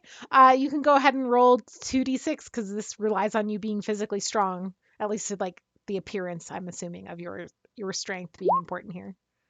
Oh, well, we got a middling success. Yes. So that's in this case kind of a weird thing of like the Yeti's success here ultimately removes your doom, advances your doom one, because you have made, started to make the producers, right, they are scared of you, but that is not in the Yeti's best interest. So go And I ahead told and them they'd be a fair enemy. yeah. And then the Yeti yells at And then them. the Yeti, like, yeah, yells at them. Yeah, so the you have now pulled off a two mediocre infomercials. And we're gonna go to break. You will have time if you want to spend more time in the bathroom when we come back. I just want to give everyone a chance to take a minute and do what they need to do, get a drink of water, use the bathroom. Everybody at home, which is all of us. But what I mean is everyone in the audience also. Get Everyone yourself in a drink. our live studio In our audience. live Yep, studio yep. audience, as our 80s big haired, middle aged moms, if you could go ahead and get yourselves some water as well. Take care of your bodies. And we'll be back in 10-ish minutes, around 8:30, 10:30, depending on what time zone you're in. And I think that's it for going to break. So see you in 10 minutes. Manage your fluids. Mhm.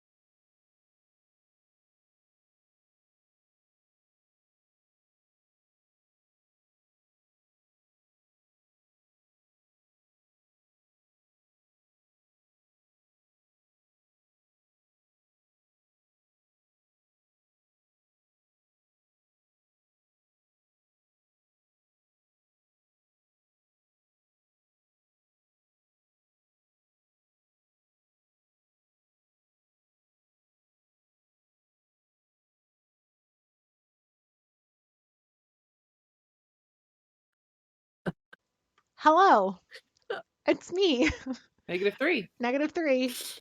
Um, and we're back. I need to pull up my thing again. So we've already started thinking about things that like playtest things, ideas that we might adjust or change for the next playtest. So if you have thoughts, people at home, which is all of us, um, please do I'm in your bring them house. um, bring them to me at some point. You can find me in the Discord, !Discord, as Magpiety, which is also my name in chat. I'll say something in chat in case you don't know me, even though I think everybody does. Oh. Everybody knows Duh. Elyse. It's me. So you can find me in Discord under the same name. So if you happen to have thoughts about the playtest and ways that you would adjust things, we've already been brainstorming a ton of things. One mechanic I definitely want to see more useful is the character doom. As you can see, our character dooms are still all very in the nice comfortable zone, and I think halfway through the game we should actually be having a lot more pressure on those character dooms. So with that in mind, if you have thoughts on that or anything else about more male nudity, says Matt, and you know what? It's on you. It's on you. So Yes, Matt, it's on you. Sure, you weren't here for character creation, you know? yeah, you know, Hans pulls his pants down. No. no, No. no. No. Jamie I pulls mean, his that pants is down. very in character. What do people see when Jamie? No, okay. So Ken doll. Ken doll underneath. Yeah. No idea what goes on under the clothes. So Never seen it. with that in mind, we did want to do one quick doom adjustment, which was advancing Madame Mystère's doom by 1, because of the person who noticed her while she was rummaging around. And you haven't left the bathroom yet. I know Madame Mystère wanted to narrate a learning moment as well before we move on. So if there's anything else y'all want to do to kind of wrap up the bathroom scene, you were next expected to be in the bedroom. I don't know that we're necessarily going to get to all 3 of the final scenes. So I wanted to ask y'all, so the bedroom has the home gym in it, which is where the next scene is supposed to be, and then we had yard and garage. So I was curious if between the 2 of those you had a preference for what we kept and what we cut. I say let chat Could, decide. sorry, could you repeat the locations? We have bedroom with the home gym, yard, and garage. Yeti's going for the yard. Sorry, not garage. The yard. The Yeti does want the yard. Yes. Okay. I'm okay with yard. Okay, yeah, I'm fine with whatever. Okay. So I think that we could probably do 2. Well, let's do 1, because we all know that it gets it gets hairy with timing. So we'll do 1. We'll just do the yard. And if we have time, we'll circle back to like something else. Matt wants to know if Elyse can be less dreamy because it's really distracting in all the scenes. It's because my new haircut. So I'm just saying Yes. that. I didn't even fucking notice. I know. over Yeah. It's the because headphones. it's I'm like You got your headphones on, I but it know. looks your really headphones are on, good. and I just So like good. didn't even I know. think about I know. it. Wait, It's- take them off. I want to see. okay. Take them off. Oh Yes! cute. Woo! Love it. It's so Okay, cute. so the the answer is answer, no, Matt, Matt. is I no, can't be- no. No, Elyse cannot be less dreamy. In Yeah, fact, she will be exactly. more. Accurate. So thanks. I love it. I saw some coworkers in person for the first time ever last Tuesday. So not at the beginning of this week, but the week before. And I commented to my coworker about how like my hair being like this long and just like straight plain, nothing was like so out of character for me that I literally felt like an imposter, like being out in the world in person with like my hair done in like this like, hi, I'm a nice professional way. And she was like, I mean, it looks fine. I don't understand. And then she saw me today and she's like, oh. It's like, yeah, Now I get it. this is a little more in character for me. It's just been, 18 months since I've had a haircut. I feel you. So, yeah, I know. Yes. So, anyway, thank you for everyone getting distracted with me about haircuts because we have plenty of time. So, yeah, Heather, did you want to go ahead and tell us what Madame Mystère's learning moment was? So Madame Mystère is not really an honest or genuine person, but she witnessed actually several incidents where the Yeti, or Mr. Yeti, as she thinks, was genuinely concerned for the welfare of the baby. And she was really struck by this. And so she got a lesson, I think, in being genuine and how that can actually be a good thing. I love that. Yeah. Yeah. So I mark the Yeti off as a learning moment. Yes. Okay. Okay. So anything else in the bathroom?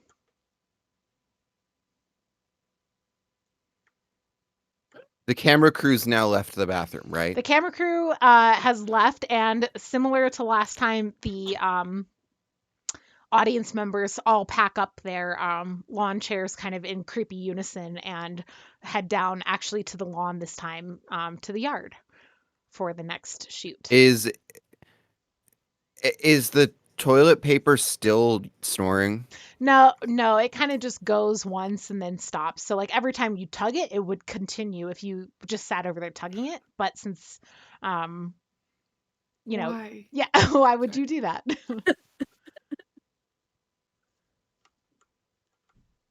Hmm. We're just gonna go ahead and pop I setting think Dean he- down to 6 because the cops are still on their way. It's a good thing this is like way out in the suburbs, far from where the cops usually go because they assume it's a white neighborhood and they don't. Okay, we cannot be overly political right now. But we could also just be okay. We don't have to. You know what I mean. Maybe you don't, and then I just sound really racist. So that was supposed to be anti-cop and just letting you know. You know. Applause. Thanks. I'm doing a great job articulating all of this. Anyway, the cops are on their way still, and so setting doom has advanced to 6. And that will continue to kind of count down, probably a little faster now too, because it's been a bit, and the cops are going to come and check this out. So, to the yard? The yard. Okay. And the players, everybody, just FYI, are going to start rolling d8s, and we're going to count 5, 6, 6, 7, and 8s as 6, successes. 7, and 8 as success, and 1, 2, 3, 4, 5 as failure, so that it's a little harder to succeed. Just since we're playtesting, we want to see how that mechanic feels as opposed to the d6s. So, to the yard. As we're walking out, though, I do want to do a small scene. Go for it. Okay, so friend the robot's coming, right? The Roomba. Are you asking us that? No, I think. Oh, I'm asking you guys because we're going to the yard now, and I think that the robot is part of the crew now. Like to me, where I'm from, robots are normal, right? Right. It's fair. And I'll kind of look at you and I'm kind of speechless at the moment. And then I'm gonna roll a something to say. Oh, a number 3. The one you love is closer than you think. Pick up the robot. The Yeti looks at you. You're like, yeah, I'm that's right. holding it. I'm looking at it lovingly. I want to say, if we're talking about teachable moments here, one of my against archetype things is being technologically informed. So seeing someone caring so much about technology and not even so much in the practical sense of this is a refrigerator, it makes things cold, but in the caring for technology, maybe this is my moment, maybe. Sure. Count it. Why not? We need to. I give None it a of kiss. you have been wise, responsible, or critical thinkers, so I haven't had a chance to learn yet.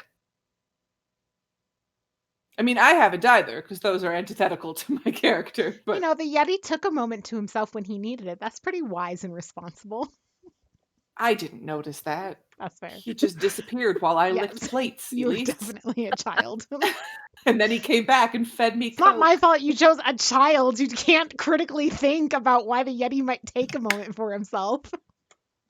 And obviously, we've had no social graces, so Madame Mystere coming in, reading the room and giving the free reading to the, I it's think true.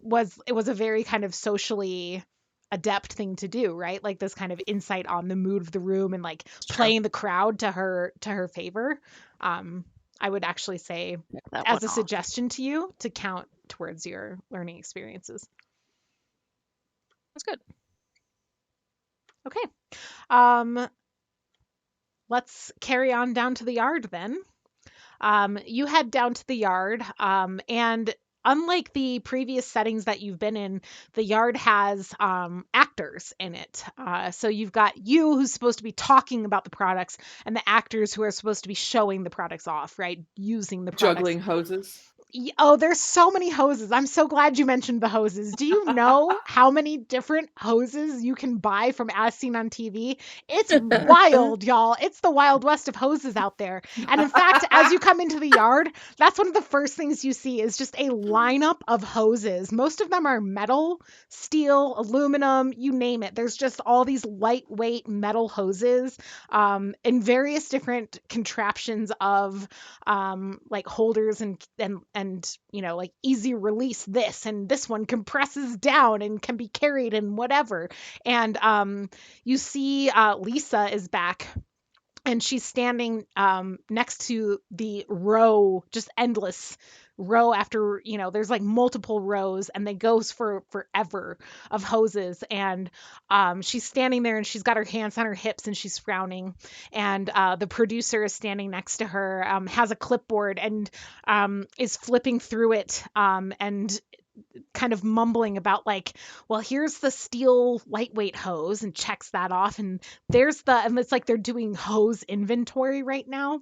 And the camera crew has set up and is kind of facing out into the yard where there are some actors. And they are all beautiful people.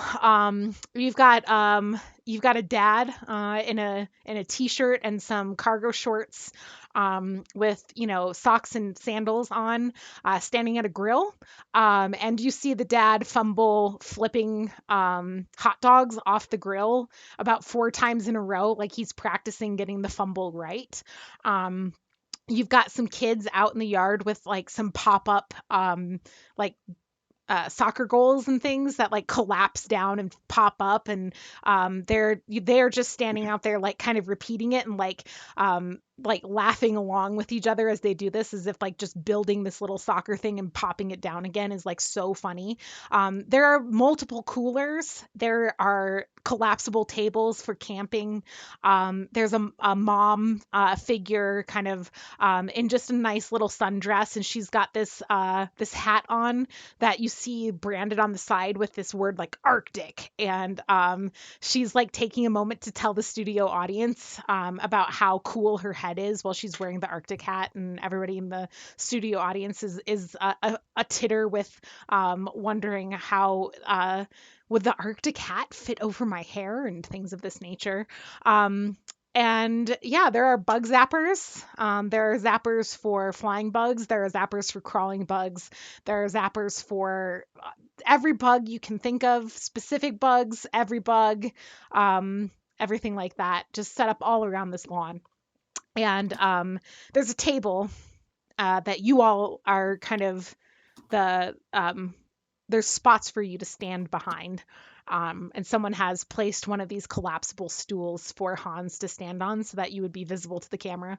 And on the table are some like pitchers and things like big what are they called, like punch bowls. It's like serving things like that, and you just see leaks all up and down these things, and there's whatever that slap tape is called sitting next to it, and you are expected to now sell to the studio audience how your picnic with by the way, inflatable there's an inflatable buffet thing that you blow up, and then you put ice in it, and then you can put all your stuff in it. It's an inflatable buffet. That's there. It's got a leak. There are so many leaks. This whole place is lousy with leaks. And yeah.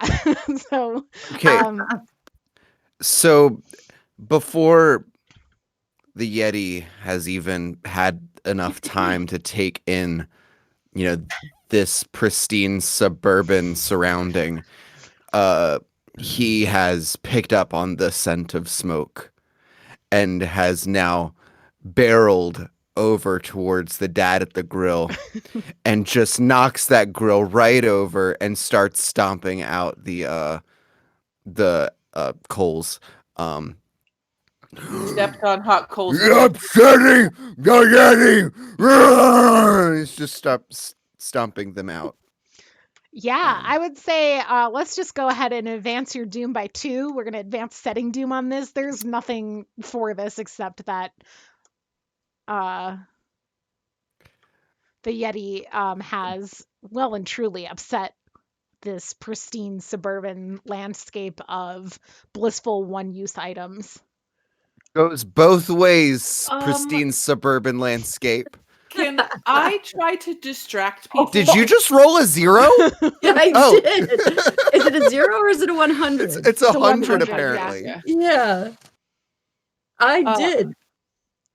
So apparently, I tell the Yeti, you will show your inner self to a new friend.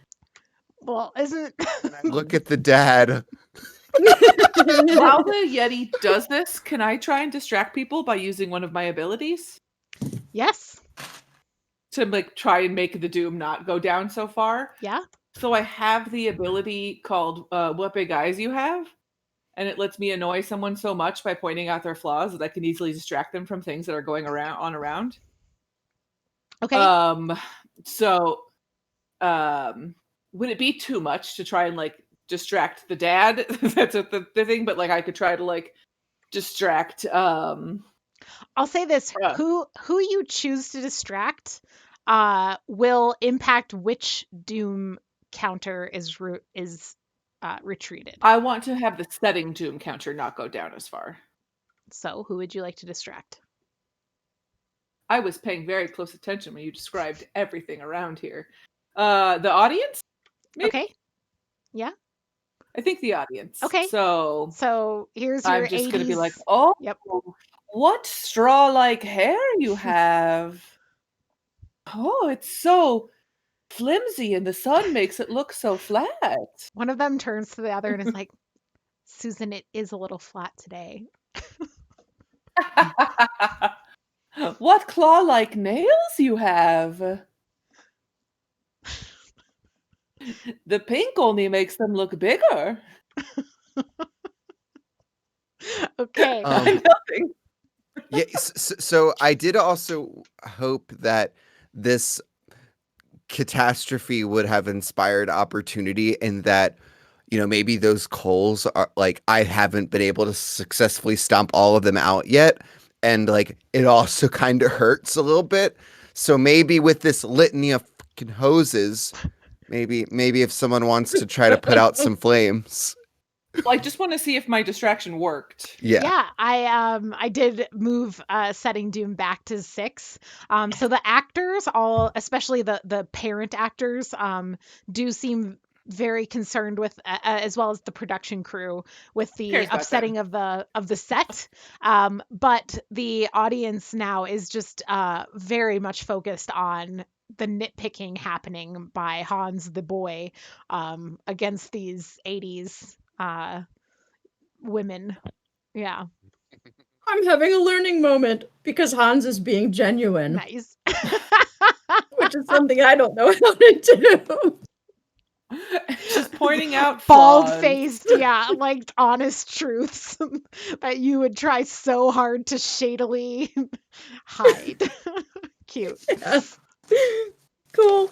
In the nature of that, since I did learn about like distracting when things are clearly going wrong, I go over to the like the pop-up soccer net Yeah. and I just start putting it down and popping it back up, like just so delightedly and I love sports.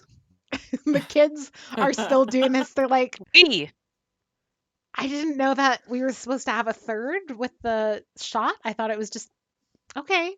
Are you like our babysitter or something? put my arms around him like we're best friends. Arms around him like we're best friends. Yeah. The Comes. kids find this We very love weird. sports. And they're It's like, on each head. yeah, cool. Can I get a soda? It said call it Sparts. I like Sparks. Okay, so I'm gonna retcon and I'm gonna say Sparts. Okay. We love Sparts. Kick the ball in the goal. Sparts. Everybody is extremely confused at this Can't hear point. you, Push to Elyse. talk. People are just extremely confused at this point. There's so much chaos happening now. There's Sparts going on. There's like, you know, Hans is just reading these 80s house moms to to hell. The Yeti is stomping on flames that are not necessarily entirely going out. You notice that actually as like one of the embers like falls into the grass, this grass has been treated by so many chemicals and like some of it is like spray grass and stuff that like it's an extra flammable hazard and now like the grass just like lights up instantly. So it's starting. I'm gonna go ahead and advance Doom for this. Damn it. Me thinking these things up as we're going, I'm like, oh yeah, that would definitely advance Doom. But Sam did say that he didn't want to like necessarily have all of them stomped out. Anyway, so yeah, as you're kind of we love spartzing over there, Jammy, you now have this kind of fire spreading a little more rapidly than should be the case for such green grass, which normally would not just catch flames so simply, but it is half chemical, is just like kind of racing its way across the yard a little bit towards you now. Um, I want to call the mothership. Okay. Can you remind us what that does? So I can use it once per game, and I call the mothership to like either give me something or provide backup of some sort, or just to like kind of like help me in some smallish way, right? Like they can't be a Deus ex machina, but um Okay. and I so I have a tiny cell phone Okay. because I learned about that from the movie Zoolander, so I thought that that's what I needed. And Good, so I good. flip it open and I say, "Hello, mothership. The children I are need a that super you are. soaker." Okay. With all the hoses around, you call Yes. for a super soaker. With water. I don't need it to be empty. Yeah. I mean, you could Um, fill it. It's true. With all the hoses, I have to like add a step. Yes. Yeah. So Okay. is there like a tree that I can go near so and just like kind of like have them drop it into it so that it's like, oh, I found this over here. Yeah, definitely.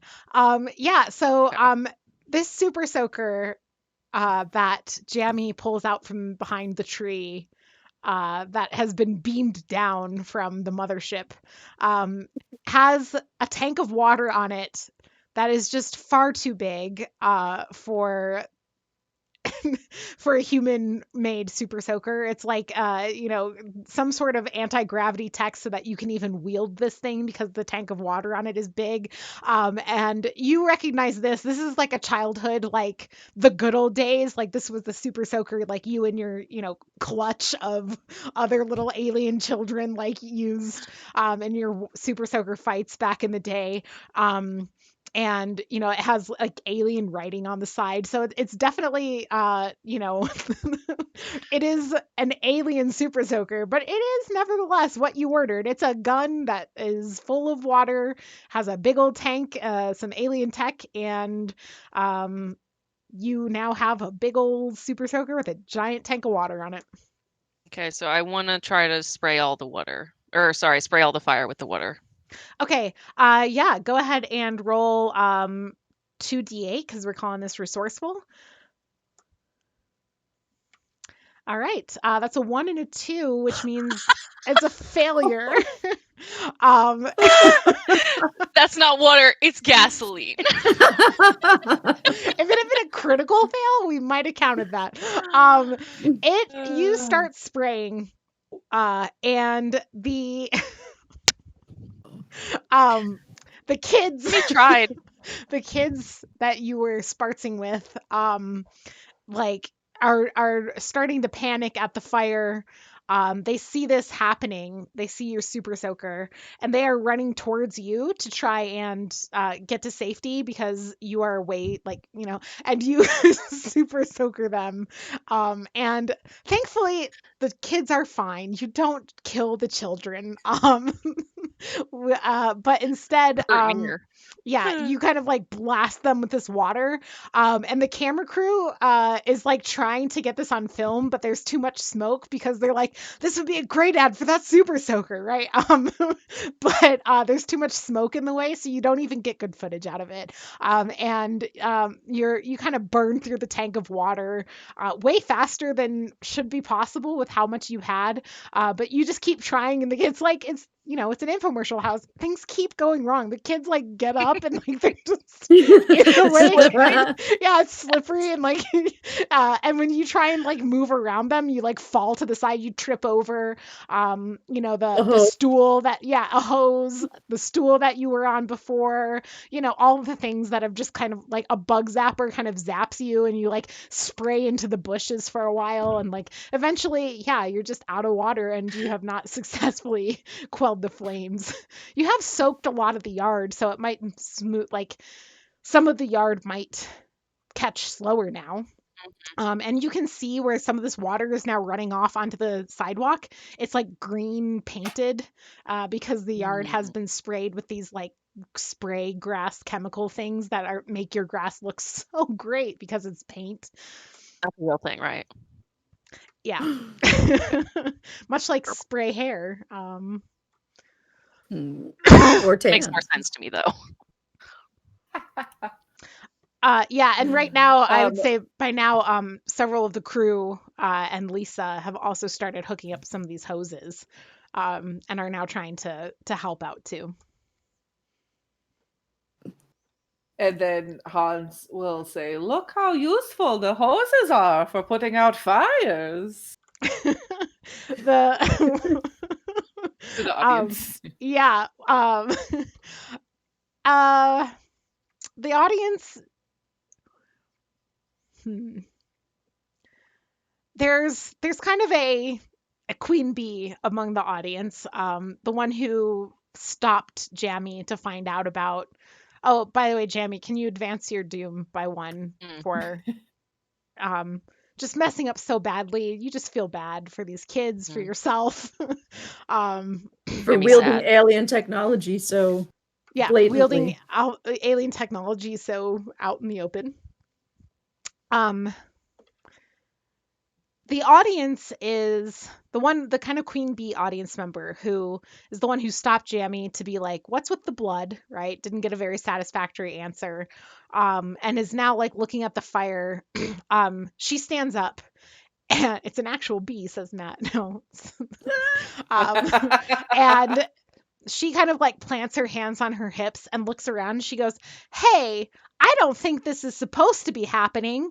And all of the other audience members kind of stand up and like plant their hands on their hips too. And now you've got this kind of like little mad small army of suburban moms who see that like things are not going the way that they're supposed to go, and Karen is upset about that. And Mhm. Karen is going to be our queen bee mom.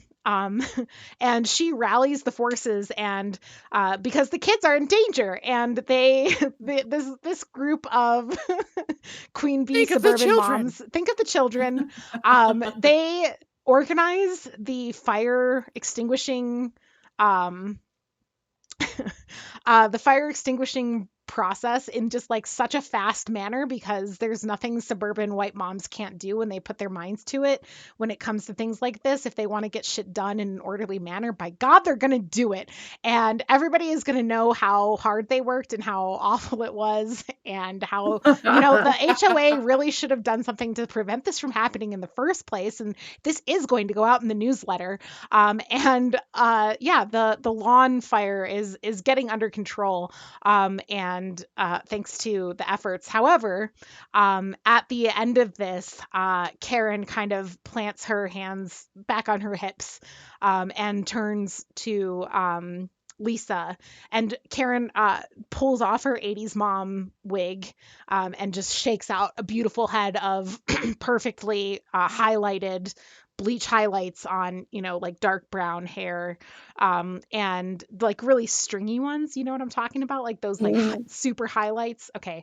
And she looks around until she sees Jammy, and just with a perfect throw, throws the wig straight at Jammy. So you now have the hair.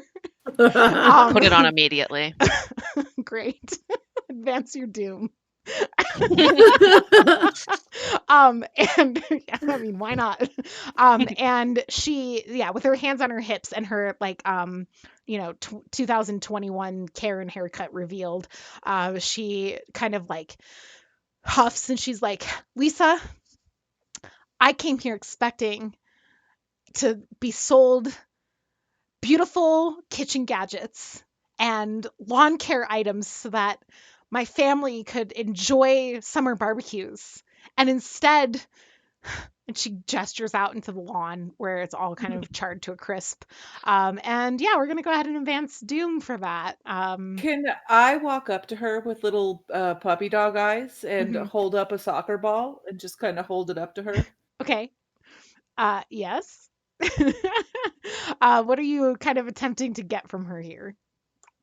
I want to tap into her like motherly instinct and have her just be like, "Oh, okay, we'll calm down some." Like, just try and have it be like, "You want to play soccer with me?" Or, just try to, uh, yeah, I want to tap into her momness and see Okay. if I can get her to stop being a butt and pay attention to the child here. Okay. Now I have a question for you. Is in terms of archetype, because this is kind of a manipulative thing to do, right? Because you were trying to I'm manipulate naughty. her. You are naughty. I'm not sure that. I think I'm wondering like if manipulative fits. I think it does, because I think between clever and trusting I would say or yeah. naughty we Like it's have. clever and Yeah. also like I don't necessarily know that I think that this woman is bad. I could just see that she's upset, so I'm trying to kind of like, make her less so. Yeah. Okay. All right, yeah, go ahead and roll. I'll give you 2d8 on that for clever, because I think this is a clever move to kind of get what you want out of Karen. Ready for two fails. Hey, I got an You got an 8. That's a 8. critical success. Nice. See, we just Wow. had to switch to Critical d8s. success. Woohoo! Okay, so that's very good for you. Karen, um, and the Susan and kind of the whole group here now of moms. By the way, y'all, my mom's a suburban house mom. I mean, like she's, has other things in her life besides being a mom. Qualities. I just want to take a second to shout out moms. Like, Mhm. This is not meant to be like anti-mom. Y'all are doing great. It's a hard No. life. Keep going. Yep. We're just, But some are shitty people, and it's okay to acknowledge that. it's true. Mhm. The group of um folks along with Karen kind of like you see them all kind of like again in that like much more unison information kind of way, like kind of do like a little like shake and shudder to kind of like get themselves back into their calm presence. They're going to be a calm presence for these children, because now the actor kids are also both on their feet, and make their way over to you. And there's a whole, yeah, so I retreated Doom by one. And there's kind of this whole like moment, where someone goes and cuts an orange with just the most sharp and most impeccable knife on the cleanest cutting board you've ever seen, thanks to the OxyClean kitchen. And all the kids are being handed oranges and getting pats on heads and being checked over for injuries. And you have successfully kind of lowered the tension level among the army of moms, who were the studio Having audience. having seen the baby so successfully calm down Karen, the Karen, um, and now that everyone's like in a little bit more of a relaxed state, I think this was a teachable moment that the Yeti wants to put immediately into action. And he's not one for social, like he's not a very sociable person, but I think he recognized, the care in which, you know, this new relationship and what that did, that he's going to try to chase down Grill Dad, not chase him down, but find him. Maybe chase him down a little bit. Go go go. Are you offering him a Coke? Mm-hmm. This feels like that Pepsi commercial where like at the end, Yes. like everything is solved by like, and then Kylie Jenner, or whoever it was, like hands over a Kendall. Pepsi. Yeah, Kendall. Uh, I yeah. mean, there was literally like a song called "I Think I'll Buy the World a Coke," right? It was like in a Yeah. commercial in the 70s where they all, yeah. Yeah. This is true. That is also very much Coke's brand, is like, you know, share Buy a with. Coke, yeah, it's like Yeah, share a it's like Coke got with the blank, names on like the all their sides. cans have Yeah. fucking names on them now, right? Your Yeah. Coke can says share a Coke with Grill Dad. You just happen to have it. Has to. Yeah, you hand. So can I roll with the breaking the mold on this? Yeah, let's do it. So I'm gonna break the mold to add kind of social, or Yeah. And so this okay. will be 2d8. Yes, and the goal here is to get. Yes! Oh, Holy that's shit! Oh, This is the level best 8. Coke he has ever had. yeah. Critical success on both It's dice, the which old is just It still beautiful. has cocaine in it. So. Yeah. Yeah, it's the old Coke that still has illegal drugs in it. He's having a great You time. found it like This in is a the best. bunker from like 1922 or something, out in the wilderness. Oh my Well, we know God. where I get my Coke from now. Dang it, the secret's out.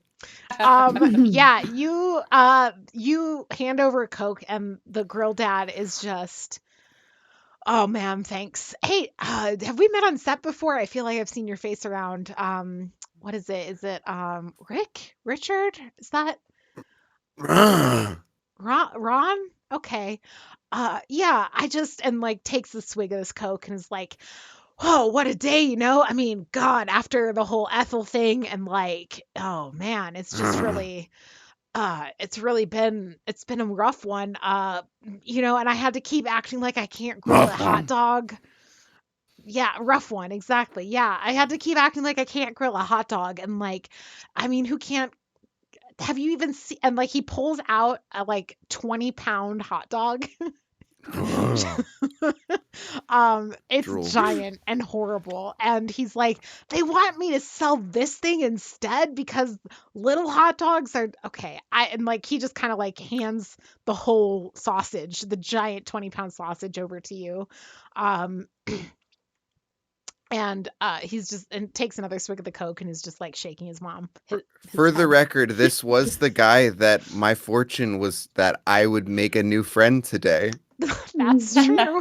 And you would show your inner self to him. Oh shit! That was part of it. So yeah, I think the Yeti really opens up to this guy. And I mean, maybe with the help of the Coke, he sees through your disguise and he doesn't care. yeah. That's beautiful. And that A nice little love story unfolding. and like, you know, I try really hard to communicate that it's not the size of the sausage that matters, but it's how you grill it. Damn it, Sam. The grill dad is just he's all in. He's talking grilling techniques with you. He's talking all sorts of things. And as he's kind of going over this, you see that in his pocket is something like kind of large and strange, and you kind of he's like going what can it be? Stop. Cut scene. We're done. And you kind of like he's like, you know, getting a lot of like animation telling you about the proper grilling techniques and things. And as he does so, like, it kind of jostles this item a little bit further out of his pocket, and you see that it's you see like KETOSE kind of sticking out like on the packaging. KETOSC. OSE. It's like two lines. So KET is like the end of one word, and then under it, the end of the next word is OSE. And you're kind of like looking at it. And Jacket overdose. Jacket overdose. That's Ketamine. And I just dose. realized I never looked at that paper that was wrapped in the $20 bill. Yeah, if you want to, You you were just still like, can. oh, money. Yeah.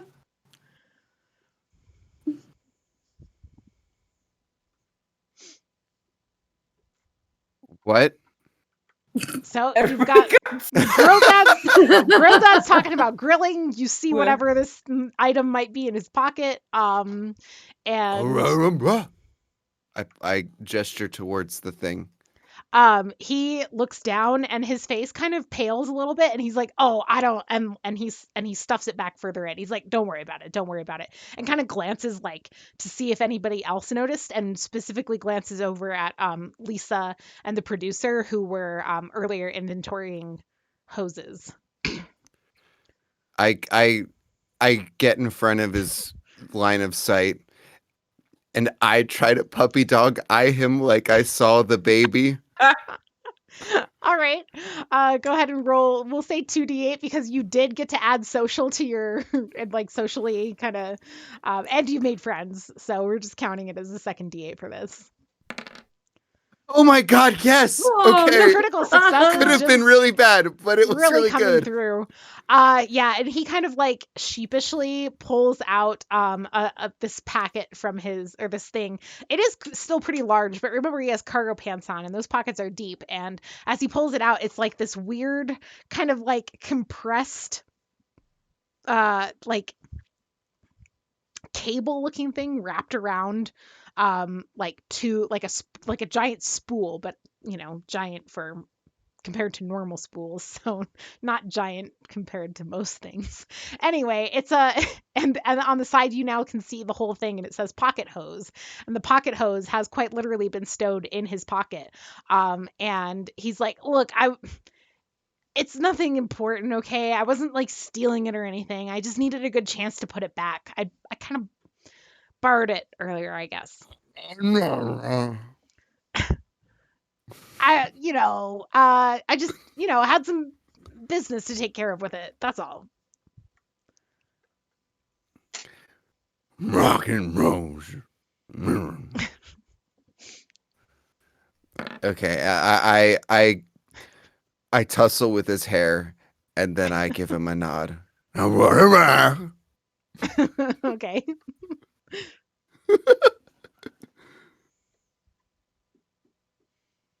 I told him to put it back if we couldn't make that out. Oh, I thought you said that's okay. I assumed that was a that's okay. No, Yeah, I said now put it back. you hear the sound of sirens approaching. And with the sirens approaching, and you telling him to put it back, he kind of like glances really like worriedly in both directions and is like, I can't just put it back, okay? It, it might be evidence. You get what I'm saying? I feel like I can trust you here, Yeti. Mr. Yeti is, I mean, what did he call you earlier? Hang on. We'll rewind Richard. that. Richard. It's like, I feel like I can trust you, Ron, because he assumed whatever you said was Ron. um, and you just have to understand, I can put, if you make a distraction, I'd love to put it back because I don't want whatever those sirens are to come here and find us with me. You know? Oh man, the Yeti's in quite the conundrum because he's just made a friend, but he doesn't know what to do either. He the Yeti just yells, "Baby, baby!" People start kind of looking around and like looking at you kind of confusedly, but your Hans crew, will skip over. Market. Oh, You saying What? that to the man or to Hans? to the baby. And I'm saying that while I'm pointing at what's Grill Dad's name? Grill we've Dad. literally only called him Grill Dad. Okay. What is the thing that he has? Because I was paying attention very closely and caught it. It's a pocket hose, and it might be the murder weapon. Probably is the murder weapon. At minimum, it is, he has admitted evidence that he doesn't want cops to find. Okay. And so I'll look up at him and be like, "You want me to take it from you?" I see that there's a crowd gathering, and Hans is there, who again is the boss in my opinion. And so I just kind of like am observing. Okay. I mean, I'm just going to trust immediately that I need to do what this person is saying. So I'll look at Grill Dad and be like, "Yes, I need to take from you." And if I'm reading Grill Dad's demeanor appropriately, then I would be able to see that he's really nervous, like Yeah. hearing the cops and about handing this over. So then I would be able to start like playing the crowd again. Okay.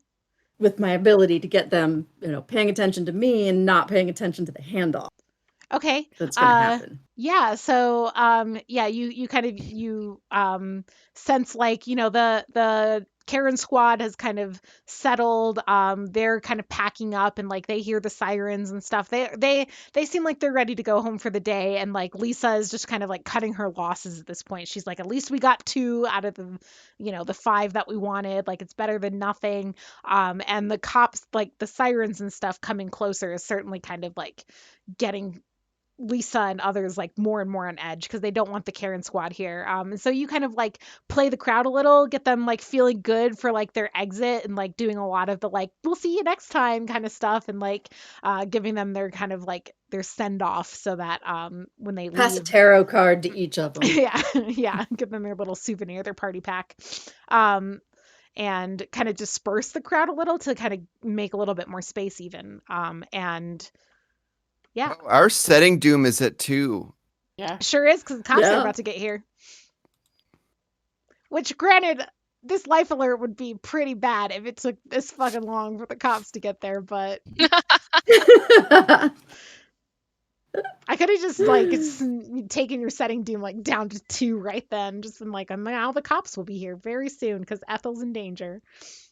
That's okay. Or in the closet. We're not sure which. Yeah, maybe in the Or closet. down in the basement. Does Grill Dad give me the hose, the pocket hose? Yeah, with all this stuff kind of going on, you can roll to convince him that this is the best course of action. I think this would just be a 1d8 roll. Is there any way that I can help? Um, Can my newfound relationship with him add a +1 to the roll? I rolled a 3, so it yeah, wouldn't it matter. would pop you up to a 4 even if we did that. Yeah, he's I like, I told you don't. I'm a bad roller. He's like, Lisa's right there. I can't put that. I'm gonna pull out my gun. Okay. Would you like to describe It's your like- gun? The Super So- Soaker? Oh, it's a laser gun. This is a piece of alien technology that shoots lasers and kills people. I know that my boss, Hans, wants the hose and he's not complying. And so I do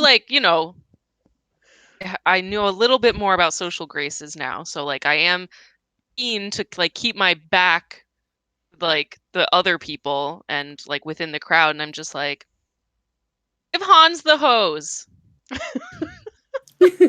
I don't see this happening. I just have my hand out still. Yeah, go ahead and roll. You can roll 2d8 on bold. Oof. Wow, man, that extra Sarah and I bumping are it to just, d8s Oh. instead of d6s makes a big difference. I chuck the large salami. It's not a salami, it's a hot dog. I chuck it at It's a hot Jamie. dog. Okay, before that happens, I swear it's the large sausage. Grill Dad really doesn't want to give up this evidence to someone that he thinks ultimately might, not be responsible enough to do something with it that won't just lead straight back to him. And yeah, thanks for just going ahead and doing that. Yeah, as you hold the gun on him, he's like, "Is that a fucking toy?" And then he's like sweating now. He's nervous. He's like, he like looks at the Yeti and like looks over at like Lisa, and he's like, I can't. And the sirens are getting closer, and he bolts for the back gate now, because he's now under so many other types of pressure that he just like, he really doesn't think you're going to shoot him, and just runs for the gate to try and make a getaway here. Just kidding. I didn't hear what you said. I didn't say anything. I was acting like I was gonna say I shoot him, but I'm not going You to do that. could. I put the gun away and instead I take out the Twinkie and Okay. I throw it at him. Okay. And I throw it at his back. Okay. Roll 2d8 because this is resourceful. A What the hell is 5. this gonna do? Still a failure, right? Because you need 6, 7, or 8 to pass. Oh God. Yeah. So you throw the Twinkie. You pelt him in the back with it, and just nothing happens. He doesn't even really notice it. Can I see her do this and pelt yeah. my crystal ball at him? Yeah, go for I it. have to pee. I'll be right back. Yes, go ahead. You throw your crystal ball. Go ahead and roll. Just 1d8. 1d8. Come on. Oh my god. Crit fail. It kills him. Yeah. Hey, we'd have the hose then. Yeah.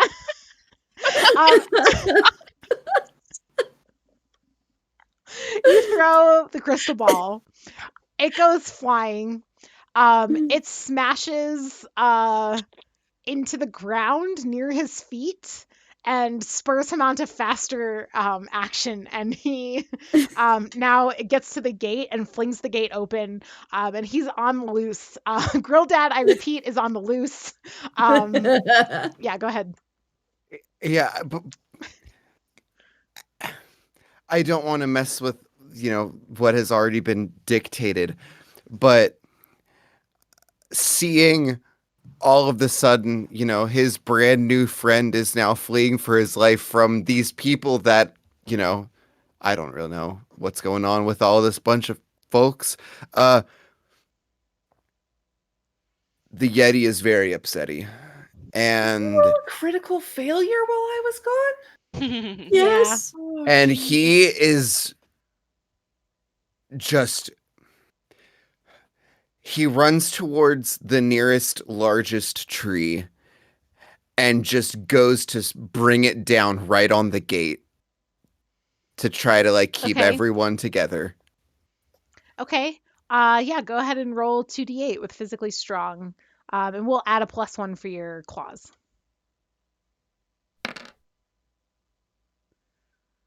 So that's a 4. I'm just gonna leave. No.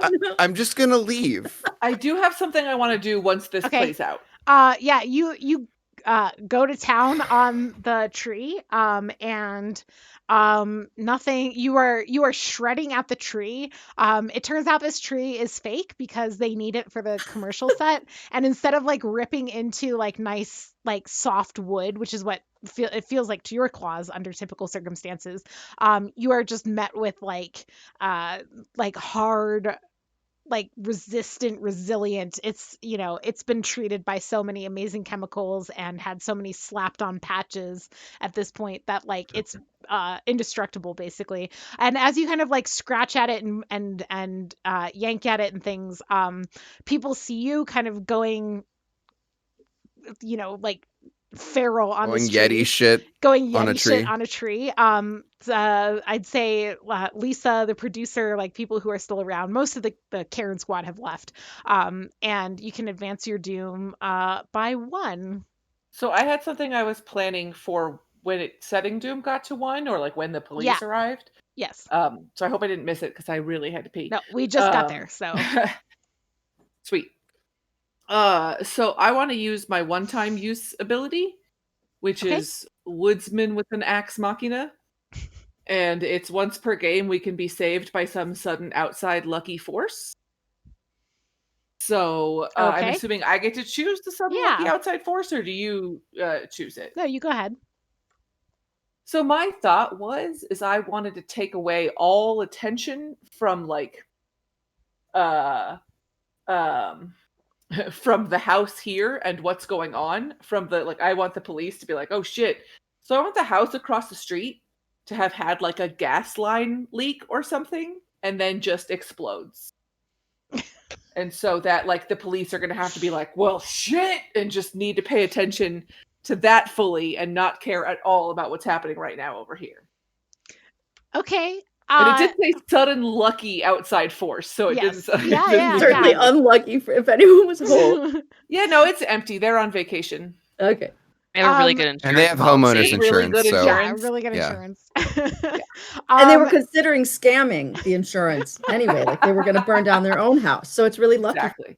That's actually why it blew up. Is they actually left their gas line like open while they went out on vacation, and so that this would happen. and then like one of the embers, just kind of From the fell. lawn fire. Yeah. From the Mhm. fire, yeah. Yeah, that's very It good. all comes It together. all lines up and makes sense, Elyse. Yeah, perfect. Yeah, so this house explodes all of a sudden, and the cops are pouring out of their vehicles to come and help Ethel, because you know how it is when Ethel falls, the whole force shows up. They're just lousy with the cops now.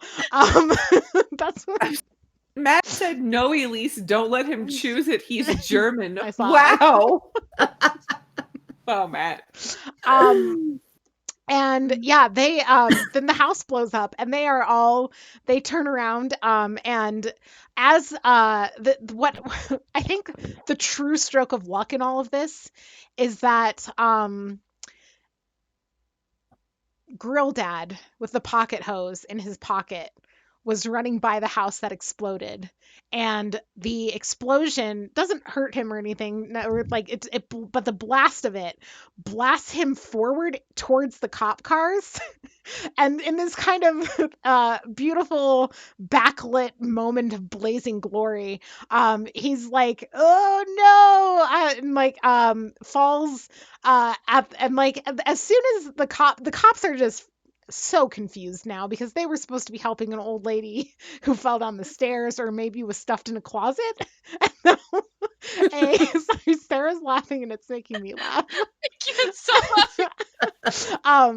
And now a house is blown up as soon as they arrived. And this man gets blasted from across the street, and as he like skids, just in front of them, from one pocket falls a pocket hose, from the other pocket falls like 4 small hot dogs, which he was just gonna steal from Stet. Um, and he he sits there and he's like, it was I don't like he just panics, right? He just panics and he's like, she fucking snores so loud I couldn't handle it anymore. And with that, we're calling it a night because it's 9:37. We have to call it a night. So I'm really glad that I gave myself a Deus Ex Machina fucking ability that I can use at the end to just be like, and we win. and It's not overpowered at all. Just do that every time, no matter what. Just be like, okay, let's play this, and then I'll pull out my win move. I mean, to be fair, And if all we else had more failed, I time had to a play. No, I prediction. don't. I'm just giving Yeah, you that's shit. true. It was funny. Yeah. It was beautiful. Oh my god. Oh, friends, this was so much fun. Thank you for playing along with this silly idea that I just ran with and made. I would love to get playtesting notes from folks. Obviously, this crew, if you have thoughts on that, maybe we can find a time to chat as a group so that we can kind of riff on ideas if anyone's interested among the players. But in addition, anybody at home watching, at home, I don't know why I insist on using that phrasing when we are all in our homes.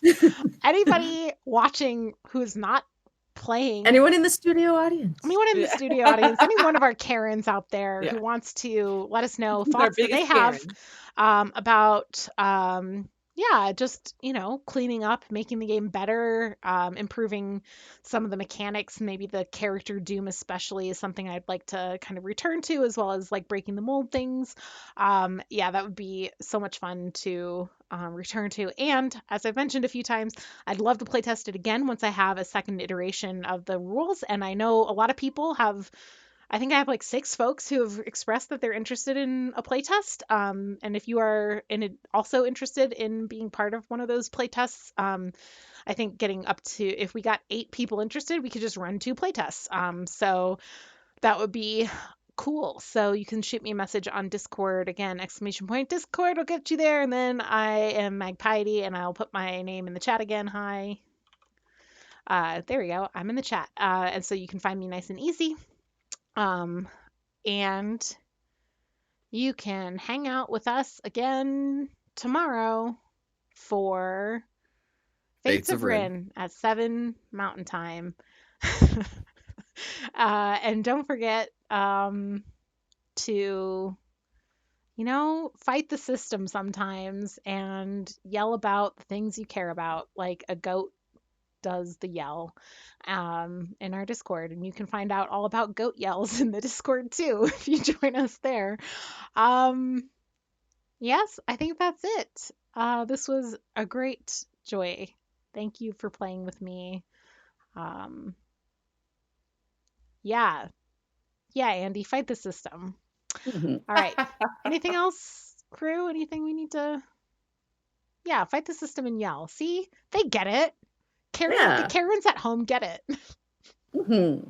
Ah, Yes. All right.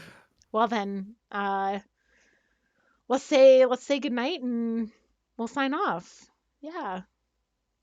good Good night. night. Good night, everybody. Good night. Jesus. Oh, you go to ball. Bye.